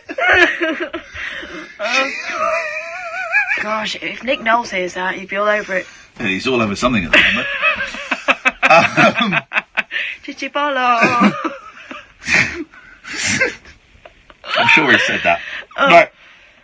Good evening, Rachel. Hi, Ian. I'm really well. I'm really sorry you had to follow "Suck My Balls," but that is now the new theme of the show. I've heard a lot worse than that, don't worry. Oh, Rachel! I just wanted to call in because you just are on about Charlie Says. Yeah. And that was the old, like, PSA thing from the 70s, 80s. Well, yeah, did you know the cat's voice was done by Kenny Everett? No, but I had no idea of that. Yeah, it's a thing I knew for ages. Yeah. Kathy, all right? Yeah, I'm fine. Okay. I do have a weird habit sometimes of going on YouTube and watching lots of PSAs, like top 10, 20 PSAs. Some of them are actually quite frightening. Well, have you seen the one? Is it called Savages? Savages? No, what's it called? The one where it's the kids on the farm. Oh, Apache. Apache. That's it. Apache. That's a dark one, isn't it? Yeah, there's a girl poisons herself. A kid drowns in a septic tank. Yeah, totally. They all just keep carrying on, don't they, and playing, and you don't seem to give a crap about their mates that have died. They're all picked off one by one. In the 70s, we were a lot. We wasn't a snowflake generation. A mate died on a farm. Oh well. Oh well. So what are your favourite ones, Rachel? If you dare go on YouTube, look up PSAs. A lot of New Zealand ones are actually really, really frightening. New Zealanders who know how to do PSAs are scary. I like the way you said that. So go on, what happens in the New Zealand public service announcement movies? They like people speeding in cars, and the message you get is the bigger the speed, the bigger the mess. Wow. Absolutely awful. Wow. They're horrible. Can I ask you a personal question? Yeah, go on. Why do you watch them, you weirdo? Why are you watching them? You sound like an intelligent young woman. Thank you. Why are you watching these horrible things? Well, in case she's tempted to go and play down on the farm. Or drive really fast down under. Or fly her kite near a pylon. Fly a pylon. Yeah, or climb up a pylon. Yeah, Jimmy. Well, what was the one? Said Jimmy. There was a chap. He goes up a pylon, and his friend goes, Jimmy. He basically bursts into flames. I remember it. Horrible. Yeah, it's horrific. Didn't the kite get wrapped round it? Isn't that what happens? He goes to free Goes it. to rescue the kite, or a doesn't ball or something. Yeah. Something like that. They're quite scary. Jimmy! Yeah, they don't do them. They don't show them on TV and that nowadays. No, because you watch a cartoon now, and if someone nearly gets caught, it's mild peril. They have to do disclaimers. Yeah. Snowflakes. Yeah, you're right. They should chime again, just to shit people up. I think the whole government sort of group that did these sort of things on TV, I think it got shut down a few years ago. So I think they probably I think they were probably all paedophiles.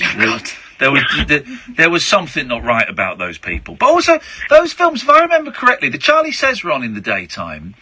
But a lot of them were on, like, sort of when TV closed down at night. It'll be the last thing, and before you go to bed, here's a public service You know why? announcement. That's for the naughty kids. They stay up late, fly kites near pylons. I suppose so. I remember on Thames News them showing a little bit of Apache and just thinking, God, this is the most horrific thing I've ever seen. I want to see the whole film. God, how horrible. That's what I wanted to see. Rachel, you're a very warped individual, but I appreciate your call. Thank you. You're very welcome. That's high praise on this show. Thanks. Thanks for calling, Rachel. Good night. Bye. Bye-bye. She sounded so normal, but she's got a really dark hobby. Kath, suck my balls? No, thanks. No, I was going to say, do you want me to play a bit more of that song? Sorry, I wasn't... There we go. Oh. Some song, isn't Just it? getting into it then. So... Stop it. Yeah, we can't play all that song. It's a bit of a mouthful. Yeah. Someone saying it sounds like suck my butthole. Suck my butthole, suck my balls. Instead of itchy butthole. Oh, sorry.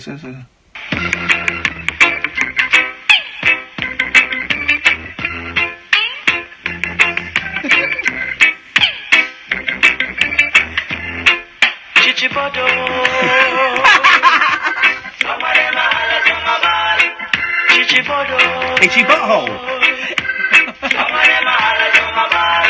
Itchy butthole, yeah.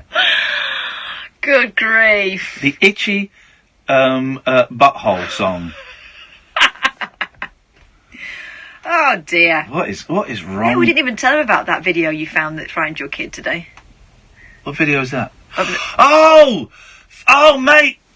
We're talking to my youngest about eyes and things, about eyes coming out. And he said, do eyes ever come out? I said, well, you know, some people can make their eyes, like, bug out. You like... Bulge. And he went, go on, show me. So I found a video on YouTube of this brilliant, it's this Pakistani reporter, and he's with this kid. And that was the news story of the day. Yeah, and he just turns to this kid, and they're talking away. And then suddenly this kid's eyes just go, boom, and they pop out. But did you see it when he's looking around? Yeah. He looks around. And my kid, he was really upset by it. He went, ha ha. Oh. And so I took it away, and I said, you're right. He said, I didn't really like that. And but then, an hour later, we picked up his brother. He was trying to get me to show it to his brother, and I said, look, I'm not going to show it to him. You didn't like it. I don't think he's going to like it. And I shouldn't really have shown it. But he was going, no, go on, watch it. I said, no, I'm not going to show it. I'm not. I thought it was brilliant. There was a guy who went on Britain's Got Talent with that. Yeah, it's a great act. It's a great act. Can I say something which in the last 45 seconds of the show is going to sound quite racist, but oh God. I've only ever seen persons of colour do it. Okay. Was the guy on X Factor? Yeah, it was a black guy. Yeah, I've only ever seen... I think it's more to do with, like, thyroid or something, isn't it? Well, I don't know. I don't know what it is. I say that just out of... Paul, you got 30 seconds. 30 seconds. Come in and sit. Come on, we're talking rubbish. I'm getting myself into a quagmire.